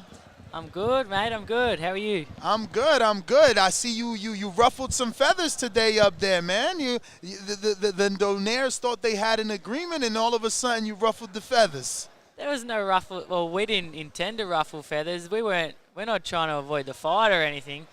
We want the fight 100%, and we've made that clear. I don't know why they got a little bit upset about that. What Don Majeski was demanding, but we're happy either way. As long as the fight happens and I get my chance to achieve my dream and become world champion, then we're happy. For sure. I think it was more about you wanting to be elevated, so obviously that's going to switch the splits. If you become full champion. I think he said we're still happy with the 50-50 split. So yeah, that's what I mean. So if you would have been elevated, you're saying if you would have been elevated, you would have negotiated a 50-50 split. Yeah. Okay, but technically the champion gets a higher percentage. So that's where their nerves came in, I'm assuming. But you also represented your brother, man. Tell us a little bit about that because so many fighters don't come to these meetings. So many fighters don't know that you can gain favor or you can lose favor. You can go up in the rankings or you can be dropped from the rankings. Yeah. So tell us exactly what it is that you petitioned for your brother. Well, my brother unfortunately couldn't be here. He really wanted to, but he just had a new baby girl only a couple of weeks ago. Congratulations to him. Yeah, so he's at home spending time with his new girl. But Pedro Guerreva, I don't know if I'm not pronouncing that correctly, but he went up and asked for an eliminator with my brother. And mate, me and my brother, we only want the big fights and the hard fights, and we both just want to be world champions. So, of course, I went up there and said my brother would absolutely love that fight. And he'll beat him, and then he'll get his chance to become world champion too. And hopefully, sometime next year, me and Andrew will both have the green and gold belt around our waist. That would be amazing to have two brothers being both WBC champions at the same time. It's kind of like the Charlos. Yeah. So when do you go back? I'm going back on Friday. Yeah. Back to Australia? Back to Australia. Okay. Yeah. Okay. And do you have anything lined up other than this? Nah, Nothing? No. So you're just going to wait for next year? Because I'll I'm be- hearing this may happen March, right? Early next year? Yeah, early next year, hopefully. I only fought 4 weeks ago and beat the WBC number 2 in the final eliminator. And I'd love to fight as soon as possible, but you know how it works. I know he's going to probably vacate in December. So if we can get the fight organised for, say, February or March, then that's great. And, yeah, I can't wait for it. I'll be back home and back in the gym straight away. Where are you thinking that'll end up? I honestly don't mind. I just want the fight to happen, and if I could get the fight in Australia, I would love that. Not because of any advantages or anything, just because I'd love the opportunity to achieve my dream in front of my family and my friends and everyone who's supported me since day one. But look, if the fight's in America or anywhere else around the world, then I couldn't care. I just can't wait for the fight. All right. Well, Jason, man, I want to thank you. Obviously, please let our audience know where they can follow you at. Yeah, follow me at Jason Maloney on Instagram and Facebook, or at Jason Maloney1 on Twitter. And, yeah, hopefully some big, exciting fights for me coming up, so I'd love your support. All right. Well, Jason, man, thank you once again. There you have it, ladies and gentlemen. Jason Maloney, your #1 in the WBC. Thanks, mate. All right. So we're going to get Carlos Adames on here in just a bit, and it looks like we'll have probably Danny Alvarez. Yeah. Yeah, this side's off camera anyway. ¿Cómo está? All right, so we are joined with Carlos Adames.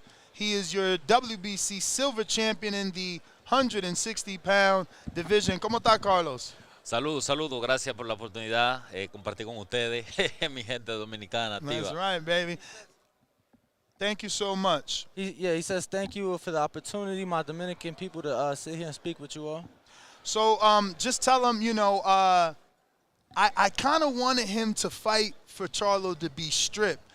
How does he feel about winning a title and not defeating the champion? And is that the reason he didn't push to have the champion stripped? Dice que él quería que usted peticionara que le quiten el título a Charlo porque no lo ha defendido, pero que muchas de las veces gente no quiere pelear por el título vacante, le quieren quitar el título al campeón. ¿Fue esa razón que usted nos pidió que le quitaran el título? ¿Qué pasa? Yo, como te digo, a mí no me, yo soy uno de los peleadores que no me gusta ser campeón porque me dieron algo, sino porque me lo gané. No pedí que le quitaran el título porque él se lo ganó. Digo yo, él se lo ganó, lo trabajó, lo ganó. A mí me gustaría ganárselo a él, quitárselo de la mano como peleadores que somos. Sé que no tiene el nivel necesario para ganarme a mí. Yo sé que sí le puedo ganar y pienso que un combate entre él y yo sería más beneficioso que él dejar el título vacante y yo pelearlo. He says, look, man, I want to win, and I didn't want them to strip them, and I didn't want to ask for them to strip because at the end of the day, he worked for it and he earned it and he got to this point. So I want to do the same and I wanted to beat him. And I know that a fight with me and Charlo is a lucrative fight. Speaking of lucrative fights, man, his trainer has been saying a lot of big things. And one of those is that he feels Carlos Adames can knock out Caleb Plant. Ask him what's his thoughts on that as far as has he heard Bobby Santos say that and does he think he can actually do it? Hablando de gran pelea, dice que el entrenador de usted, Bobby Santos, ha dicho que él cree en usted tanto y en su poder que él piensa que usted no noquea a Caleb Plant, que acabamos de ver que noqueó a Darrell. ¿Cuál es su pensamiento de eso y que si usted ha oído a su entrenador Bobby Santos con esos pensamientos? Bueno, mi entrenador, es bueno que mi entrenador tiene esa autoestima y tiene ese deseo de ver su peleador, de pelear dentro de lo grande, con los grandes nombres, como es Caleb Plant. Pienso que yo tengo para todo lo de la división, partiendo de 68 para abajo, yo tengo para pelear con cualquiera, cuando sea como sea. No tengo diferencia, soy un boxeador bastante fuerte, pegador, peleo ambas manos. Yo pienso que las decisiones van a llegar, los momentos van a llegar y cuando lleguen los momentos los vamos a aprovechar al máximo. Pero ahora estamos enfocados en la pelea entre Jamel Charlo y yo.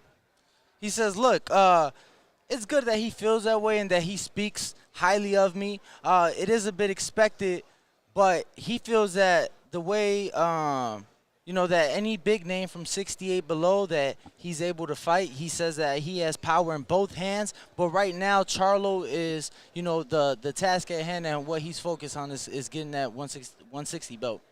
Ask him, have they given him a timeline as to how long Charlo has before he can confirm his status?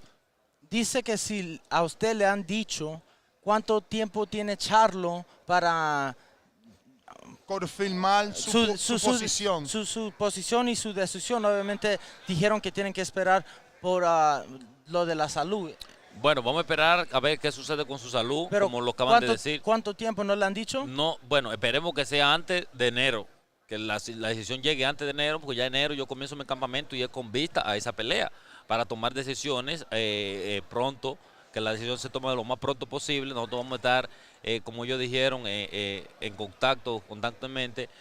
Vamos a ver la decisión que toman ellos y la salud de él mejore y se pueda hacer un combate conmigo. He says, look, hopefully they make a decision before January. January is when I plan to start camp, and I would like it to be a camp for Charlo. So hopefully a decision has been made on not just the fight, but on his health, and I hope that he gets, all his health issues resolved. I got to ask him a bittersweet one here. Obviously, he is Dominican, and Jason Rosario's Dominican, but he's also trained alongside Brian Mendoza when he was training with Salas. So was it bittersweet? Did he feel, I guess, happy for Mendoza, or was he sad because Rosario? Dice que si la pelea con el Banana Rosario y Brian Mendoza, que si fue un poco amargo para usted, porque obviamente Banana es dominicano, pero usted ha entrenado al lado de Brian Mendoza, entonces que si esa pelea fue un poco amarga viéndola para usted. En el sentido de amargo, como se diría nosotros amargo, como dominicano o buen dominicano que soy, sí, porque Jason Rosario Banana es una representación de la República Dominicana. No quería verlo perder de la manera que perdió. Si hubiera perdido quizás por decisión, estaría más conforme, aunque no estaría conforme porque perdió como quiera. Pero verlo perder por nocaut frente a Brian Mendoza, realmente sí dolió un poco, me sentí un poco agüitado, pero este es el boxeo y hay que subir dando lo máximo siempre arriba del ring. Brian Mendoza sacó la mejor parte de su combate, lo felicito y a seguir hacia adelante. He says, look, obviously as a Dominican, I didn't want Banana to lose. I wanted him to win, and I was supportive of that. But I definitely didn't want to see him lose in the manner that he did. So seeing him lose like that did hurt a little bit, but it's the sport, and, congratulations to Brian Mendoza for doing what he did. My last question before letting him go, obviously, is just his general thoughts on Bobby Santos. He's been able to emerge, and he's getting all this recognition. He's got now Hector Garcia. He's got the mini Pac-Man. He's got Carlos Adames. He just worked with David Morrell. So it's like, how does he feel about his trainer, and does he think he'll probably finish the career with Bobby? Dice su pensamiento en su entrenador Bobby Santos. Obviamente en este año ha tenido muchas gran victorias en peleas que mucha gente no pensaba que iba a ganar. Está haciendo mucho ruido. ¿Usted qué piensa del entrenador, de su entrenador Bobby Santos, y que si cree que va a terminar su carrera con él? Bueno, sí, a la medida que estamos trabajando con enfoque. Bob Santos es una persona que no ve los peleadores como un peleador, sino lo ve como su familia. Lo quiere como su familia, le da el apoyo, la mejor atención, las mejores condiciones para que vaya bien a su pelea, no vaya saludable.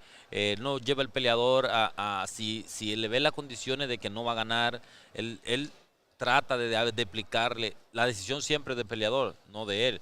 O sea, si él le dice al peleador no puede pelear porque no vas a ganar, tiene que tomar decisiones. Entonces, Bob Santos le da las mejores condiciones, los mejores consejos a su peleador, la gran confianza de que interactúen entre peleadores y entrenador.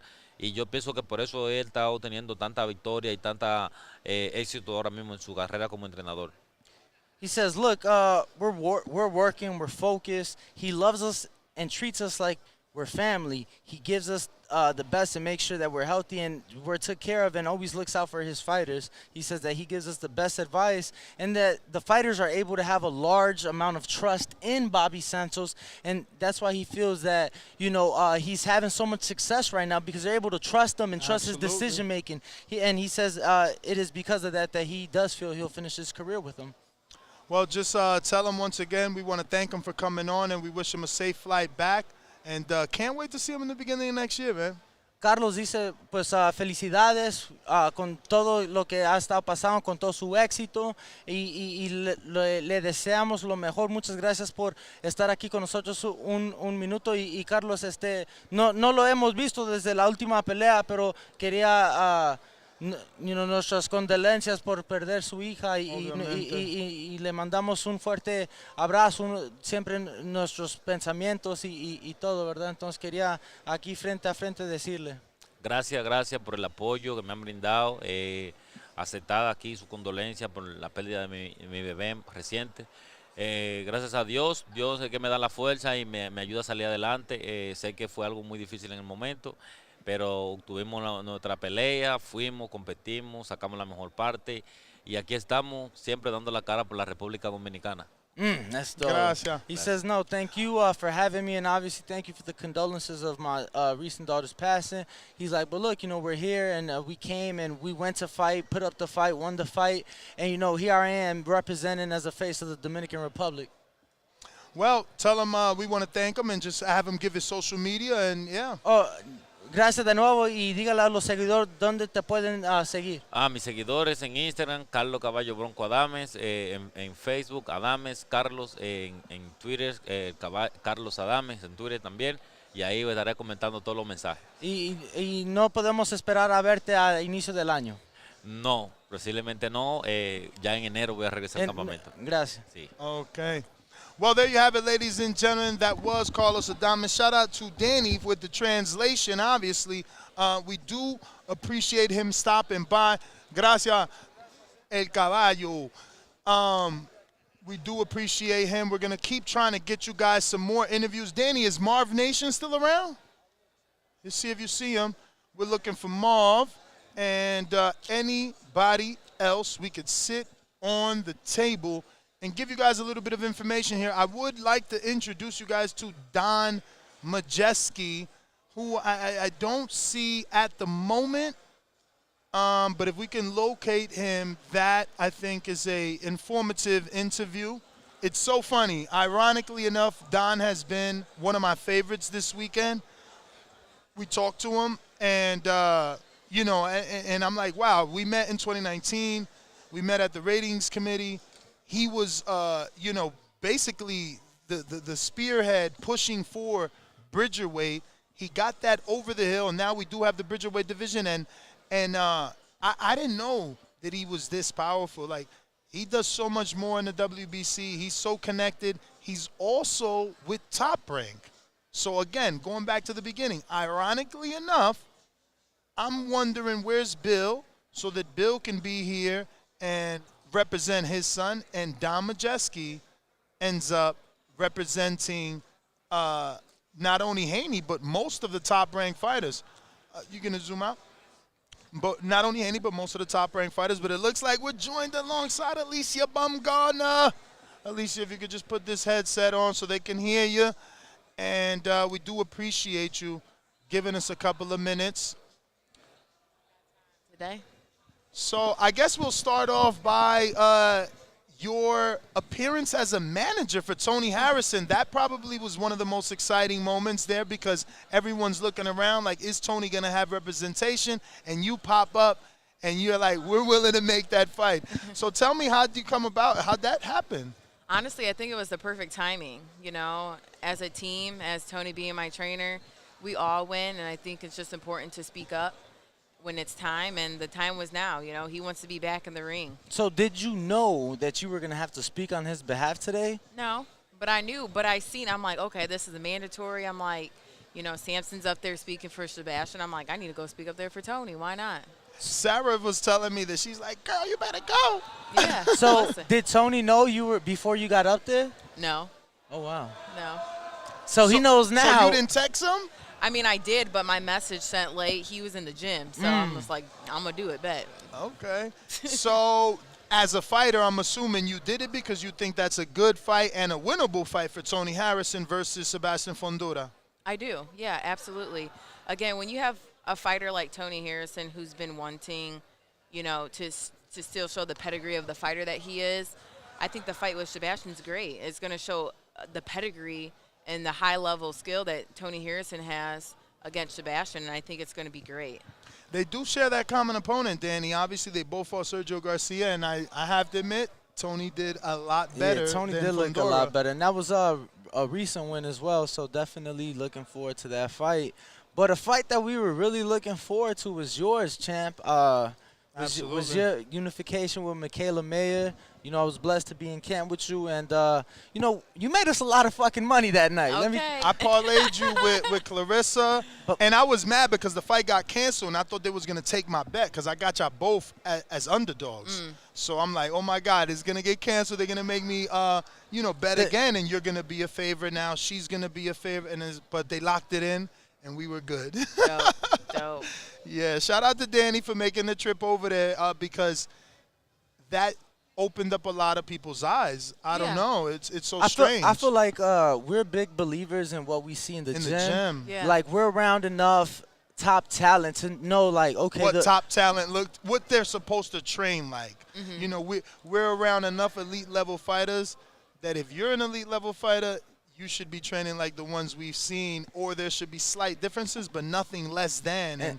And that was, you know, inevitable with you. People don't realize, like, a lot of these fighters, they don't really put that dog work in. So it was like, I went up to Detroit. It was hot as fuck, bro. Let me tell you, it was so humid. Like, I was trying to be shirtless in the gym. But it was so fucking hot. And, you know, saw the dog work that got put in and, you know. Yeah, no, I think it was important just, again, because you guys get to see the different side of it, right? You know, we work in the gym. The roof's getting fixed. It's hot as hell. We still putting in the work, and it's just something that it's an eye that you see when you see someone training. Like, yeah, this is gonna be good. Now, obviously, the fight got postponed about 5 weeks due to the Queen's passing. What were those 5 weeks like for you? Because for us, we're like, fuck, why so soon? Because it's almost like an extended camp. Like, you know, fighters, to me, train to peak at the right time. So it's like you were ready to fight September 10th. Now you got to redo it, refocus, and do it October 15th. What were those 5 weeks of adjustment, or what was that time period like for you? Yeah, well, I first would say I'm a gym rat. I stay in the gym. Boxing is a lifestyle. So it was like going back to the gym to be in better shape, you know, to sharpen up even more. So I was excited. Everything worked in my favor. I took everything as a positive.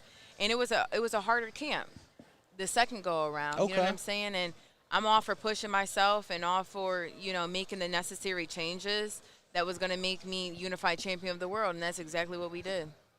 Did anything surprise you about Michaela Mayer? Like, actually in the fight? What surprised me was that she didn't come forward as much as I thought she was going to. You know, I think she thought in the back of her head, I'm just going to box her. I'm the better boxer. And I proved that I was a better boxer. I mean, you kind of shocked me. I didn't expect you to start off the back foot. Why did you think you started that way? Because, for one, I'm a professional at what I do, and I understand that people wanted to see like a dog fight, like a brawl.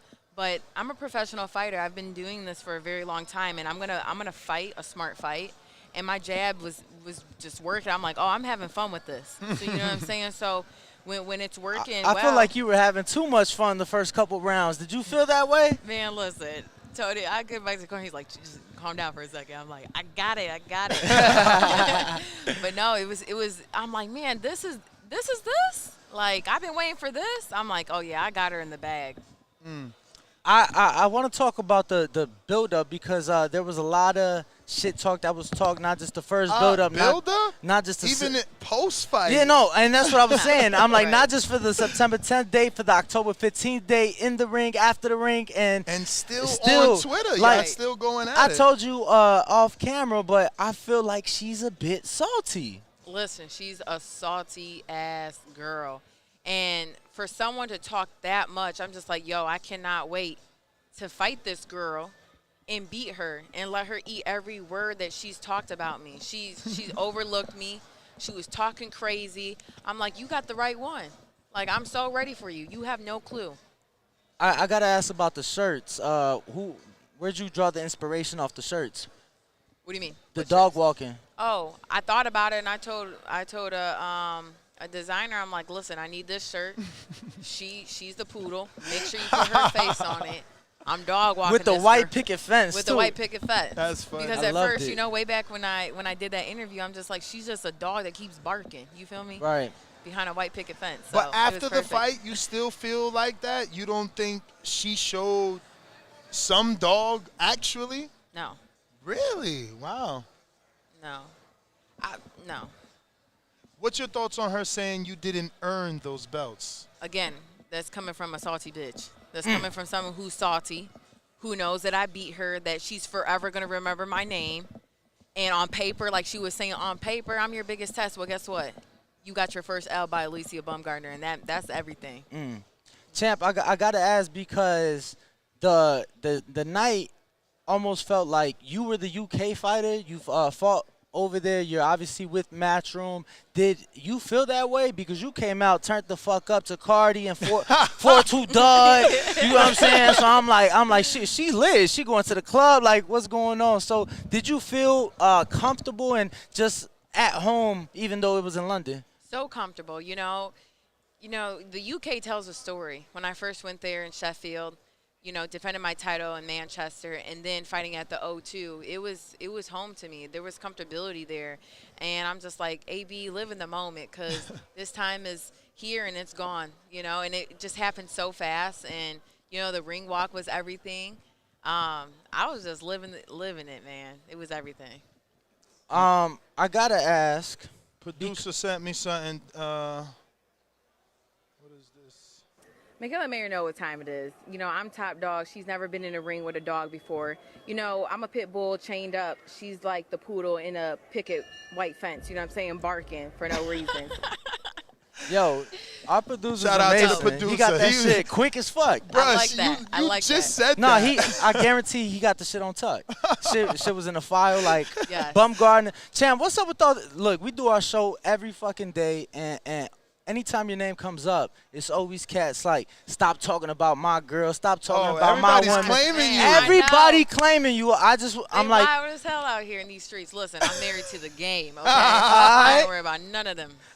all right. So Just are we wanted to worried put it about there. Troy? Are we worried about Is Troy? Troy Is next? that fight gonna happen? Listen, that fight is definitely being talked about, negotiated. Here's the thing I want people to understand. I'm in control now. You know, I can run my division the way I want to run my division, okay? So even if we don't get Choi next, we are still going to have a fight. And it's important that I stay busy. You know, I'm out here still grinding and progressing. You know, Choi's going to happen, but guess what? The best part about women's boxing is the build-up, is promoting the fights. And I don't want this fight to happen so quick when there's nothing behind it. You know, it's important that we put, you know, the promotion behind this fight. It's a good story between Choi and I. We're both Korean. I think, you know, where she comes from a background that has a lot of history, you know. Coming from over there, you really have to make it out of there. And, you know, we share a lot of things. So I'm excited for that fight. And again, we need that undisputed fight at 130. Yeah. I need all the belts. Now, around the division, I still think there's some very entertaining fights. Huge fight with lucrative Serrano. fights. With Katie, I'm just curious. Did you see her last fight? I did, yes. What- Seen it, I'm just like, yeah, I need that. Put me in, coach. I need that. Only because What is Matchroom saying? Are they gonna keep you away, or are they willing to? Because you know they love her. They love her. Like Matchroom, Katie Taylor is Matchroom's Vasil Lomachenko. Like That's Matchroom's AJ. Female version of AJ. I would agree to that. You know, at the end of the day, it's business. It's cool to like who you like and to have who you have. But at the end of the day, I see that, you know, they love Katie Taylor. If she wants to, you know, retire undefeated, cool. But I want the best. You know, she's a high-skill fighter, and I'm like, I need that because that makes me better.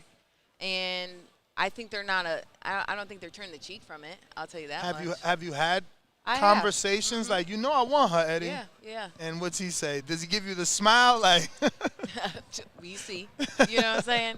For sure, for sure. Champ, so how many more fights do you have with Matchroom and Eddie Hearn? So we have a 1-year contract. Okay. So technically, one fight, but everything changes when you win more belts. Negotiations and Yeah, no, I was just asking. I saw you out there in Abu Dhabi having a good time. I'm like, maybe they talk some business. You just looked impressive. So I'm like, maybe they definitely made some connections out there. Shout out to Matchroom for really taking care of their champion. And yeah, we first definitely time made out some there. Connections. Yeah, it was so dope. I loved it. Yeah, I saw Ferrari Road, right? What was your favorite part about the Middle East? I would say going to the desert and riding the Can-Am. Like, I love fast stuff, so I'm whipping that thing. Like, let's go. I'm ripping. Oh, we gotta go. Sean was actually inviting us, and we just been so busy with this. We trying to go jet skiing before we leave. So. Oh, here? Yeah. Oh, dope. When? Probably tomorrow. Or tomorrow. Yeah, because tomorrow's our last full day. Then we leave Friday morning. When you leave? I leave tomorrow. Okay. Yeah. In and out. Well, I think that's all the questions, unless you have anything else. Yeah, I know she got to get go eat. She hasn't ate. I do want to talk about. I do want to ask just in case. Is Serrano an option for you? Anybody's an option. Okay. Again, I want to fight the best, and I say that in a respectful way because people are like, oh, you need to rematch this. Listen, this is boxing. Bro, they really delusional. What? Look at Jacob said. My baby just joking right now, guys. Ha. She knows she with me. Y'all is terrible. That's delusional. Y'all is terrible, yo. They was wild. Y'all, Champ, I heard some rumors that maybe Matchroom might be coming to the Motor City. Yep. I told him that I've been wanting my homecoming fight. I think that's important. I think it's big for Detroit. Boxing is big in Detroit. And to have the, undisputed fight there, a fight there is big. And they're willing, and I'm willing, and I can sell tickets. I've been a club fighter, so I know everything about. I gotta selling ask: seats. Is it the last big fight out there? Is Bradley and Devin Alexander? No. In Don't Detroit. quote me. I mean, Clarissa fought for undisputed in Detroit. Oh. That was Flint. She didn't fight Hammer in Detroit. Oh, you know what? You're right. Yeah. Okay, he knows his stuff. Yeah, no, he's the almanac. He's the almanac. That's what we have put that name on him because he got all those dates on cap. But I do think that the last men's fight was they were both undefeated, Devin and Bradley. That I'm was a pretty long sure. ass time ago. Long HBO days, brother. Yeah, HBO. HBO. Yeah, no, I definitely would love to come to Detroit for a fight. So you're originally from Ohio. I'm originally from Ohio. Yes. Because, they say Ohio runs boxing, and there are a lot of great fighters that come out of Ohio. So when did you transition to Detroit? When I decided to change my trainers, it's important as a fighter to continue to grow. I stayed in Ohio for a long time. There was nothing there left for me. I appreciate where I come from, but I had to change it up. Went to Detroit, went to Crunk, worked with Sugar Hill, Jonathan Banks, worked my way over to Super Bad Boxing Gym, and I'm happy where I'm at. And again, it's just being in the city of Detroit is dope. Mm-hmm. So how'd you find that fit? Because if you started with Sugar Hill, such a legendary trainer, I'm sure tons of fighters were going in and out of there, mostly probably heavyweights, but how'd you end up with Harrison? Again, when I left here, Sugar Hill, I went over to Tony's gym. Obviously, I met his dad. And Tony's gym is just a dog pound. You've been there, and it's just a grit, hard-working gym, and that's what I'm used to. And so when I went there, I'm like, this is a perfect fit. It's family-oriented. Everybody supports everybody. So I gotta ask, what felt right at home. Did you ever, obviously, with the passing of Tony's father, some could have said you could have worked with another trainer. What was it about Tony and LJ that made you stay? Because obviously Tony, he was never in that position, at least not at your level. Yeah. Right. I mean, just the family dynamic, one, and then two, just knowing where I started and where I was able to go and grow from that, right? I could have left and went with somebody else, but I'm like, I'm going to stay here. Tony's always been a trainer. He's always trained his amateur kids, and I've watched him train. So he. No, and that's why I did say like not at your level, because I watch him. He was at a tournament in Philly the other day. Not the other day, but he is very interesting as a trainer, because I remember when you got in the ring, you're moving around and he's just like sitting in the corner, and he didn't say shit the first round, and I'm like, okay, and then I just had to move closer because I feel like he was whispering, and then after like the third or fourth round, it was like very hands on, and I honestly grew a lot of appreciation for Tony, seeing that, because even with his amateurs, it was the same thing. It's like, okay, cool, Alicia's doing her thing. He working with the kids. And the way he's hands-on, I feel like is not typical out of a boxing trainer, but it's very unique, and obviously it's working. Yeah, no, obviously it's working. It's working great. And like you mentioned, Tony is definitely hands-on. If he sees something and he knows how it should be, he wants nothing less, We know what I'm capable of doing, and he knows that. So I think it's just important and then also, he's a fighter, I'm a fighter, and when you have that comparison and that comfortability in the corner, man, it works like freaking. It's like you're in the gym. I'm like, bet I got you. You know what I'm saying? So that works as well. And I think with anything that I've learned as in being a pro, your corner is everything. When I took my first loss, I was out of it in the corner. Like I wasn't connecting with my trainer, and that's major. Why do you think you weren't connecting with him? Is it just the synergy wasn't there? Yeah, or you hadn't faced that adversity together yet. That's part of it, and I think you just have to have. There's a certain chemistry that you have with your trainer, and because it was so fresh and new, it was just like, dang, like this is not working. This is not clicking. I know when it clicks for me. In that fight, did you get warmed up? Did they give you pad work? I'm asking because we had a conversation with Nonito, and he said how important that was for him. And he had went into a fight. His father wasn't allowed in the country, so he didn't get that normal pad work that he gets before every fight. And he kind of attributes that loss to not being warmed up. Just want to know if anything, because you think of Gary Russell, his first loss to Lomachenko. He's like, I took a sauna the week before. So I just want to know, is there anything, or do you feel, I just lost? It wasn't No, I mean, we did pad work for sure. But I just think that day, my outside life wasn't corresponding with inside the ring. And that's important as well. We know that. If your outside life ain't it, the inside won't be. So, I had to change my circle, my team, everything. And it was necessary. I'm thankful for my loss. That made me grow so much. And that's what people have to understand. It's okay if you're gotta go, because guess what, baby? I'm unified champion of the world, and I'm thriving right now. Champ, I don't think I've ever asked, what made you get into boxing? My dad. So wow. In the hometown that I'm from in Fremont, it's small. Charles Woodson's from Fremont, so small little community. And we had a boxing gym that was free to the community. So it was to help kids get off the streets, teach them discipline, what respect is. And my dad's like, you want to try boxing? I'm like, sure, because I wrestled first. And wrestling was over, and I'm like, yeah, I'll try boxing. Yeah, I didn't even know women's wrestling existed? It was a thing, but I guess it's Ohio. I know wrestling is huge out there. But see, I was wrestling boys, though. Oh, wow. I was wrestling boys. So, that really shaped me to get into You've always had that. You can't say that and not trigger my mind. You weren't here yesterday for the WBC women's panel, but they did interject transgender boxing. What is your stance? Would you be open to fighting a man that identifies as a woman? Hell no. Me neither. No, I don't know. I don't get that. That's not logical. We have to be logical when we bring up these type of conversations. It's just not logical. There's harm in that. Absolutely. Boxing's already a harmful sport. Let's not make it more complicated than what it already is. So you think a league needs to be a separate league should be created or needs to be created for these individuals? Because I am pretty sure there is one transgender man that identifies as a woman that's already been boxing and getting fights. Honestly, whatever that looks like for them, I think they Actually, I'm sorry. He's a woman that identifies as a man now. So that's even worse. I mean, I think they have to rally for that.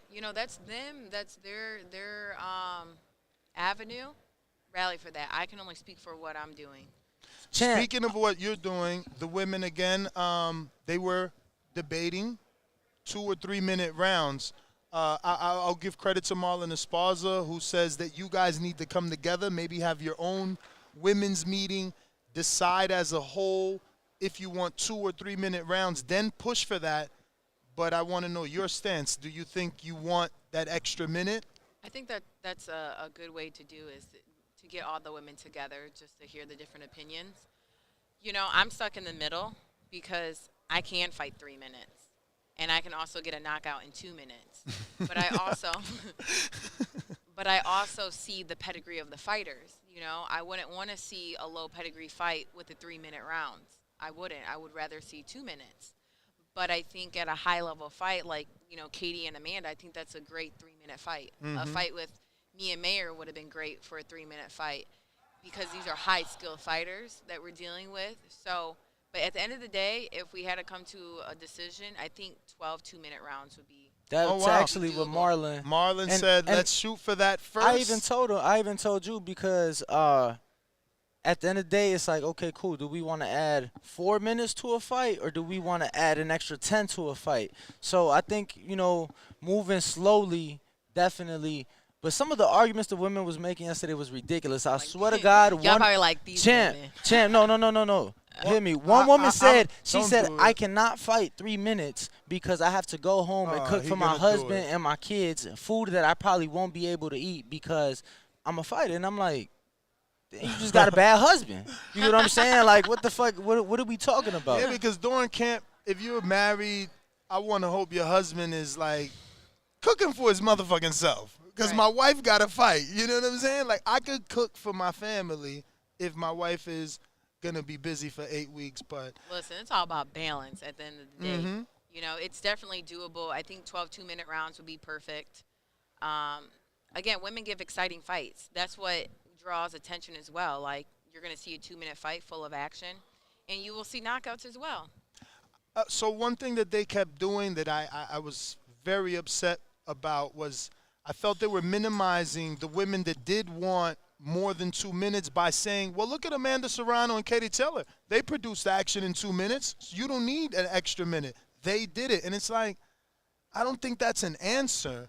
I don't think because one fight was exciting in 2-minute rounds that it's should be, I guess, telling everyone that 2 minutes produces action, because what about the fighter that needs that minute to figure you out? The Floyd Mayweather download style. I feel like I'm a 3-minute fighter. You know what I'm saying? And you guys are sparring 3 minutes. I don't know any female. I go to the gyms. I'm not a dude that we see these females sparring grown-ass men with 16-ounce gloves for 3 minutes. So it's like, police them in the gym. If you're worried about the fight night and you're making them, you know, they're training 3 minutes. Like, do you do 10 rounds or 12 rounds?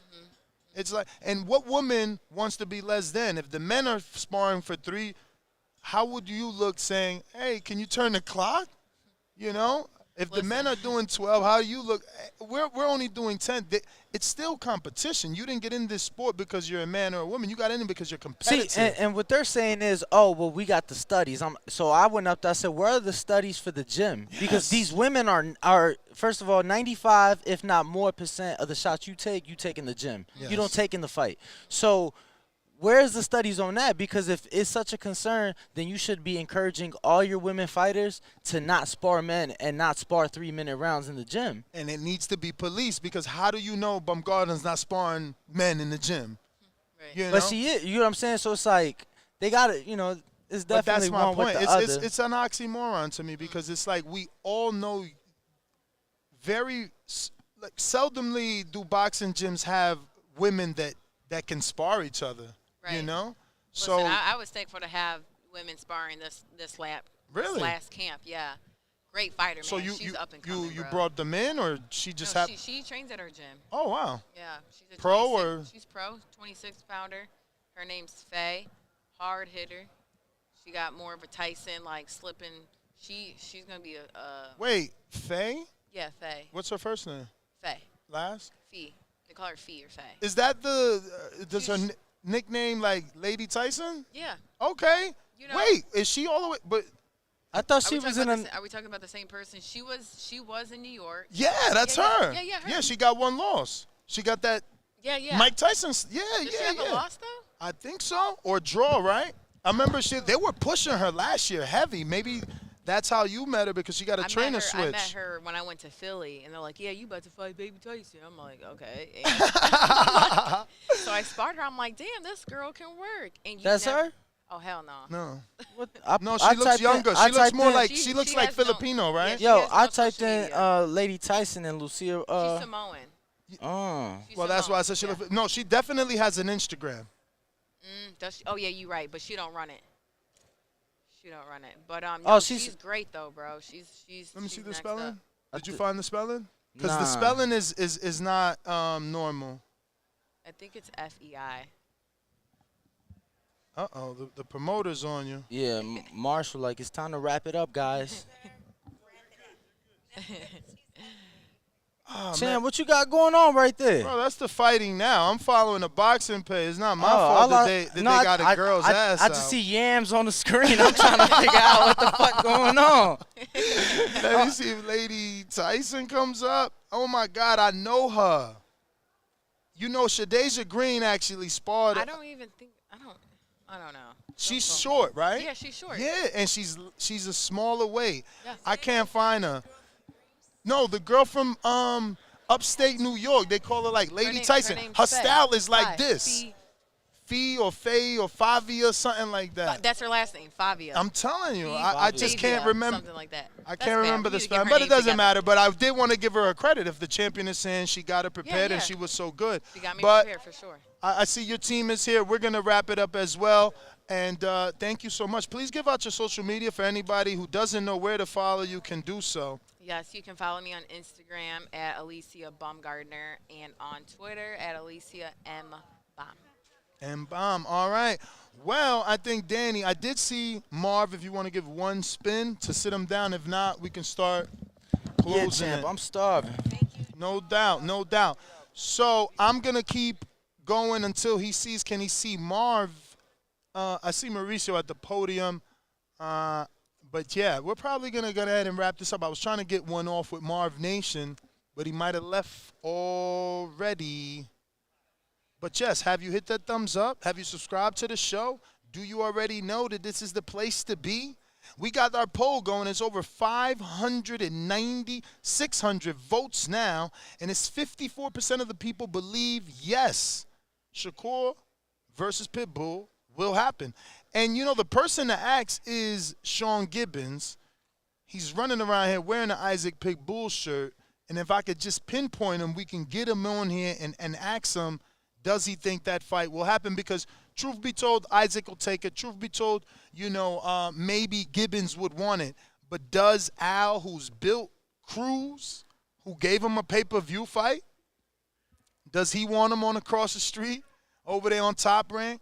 Does he want Cruz to lose to Shakur, to give Shakur that boost? Because now you fought a tank opponent. You know what that means. Yo, Nez GTO. Instagram and Twitter. Catch me on it. Catch me on the next one. You know my co-host bringing through with the motherfucking translate. Yo, shout out to my team, man. He did it late, but my team, Canna is a beast. He found the box rack for 5 year.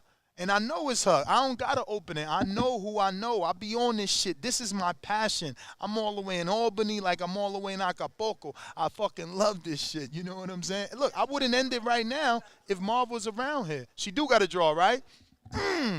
Yo, Nets GTO, Instagram and Twitter. Ringwalk Danny on all social media. We are the Boxing Voice. We will be back tomorrow. Not sure when, but tune in. And if you ain't subscribed, do that.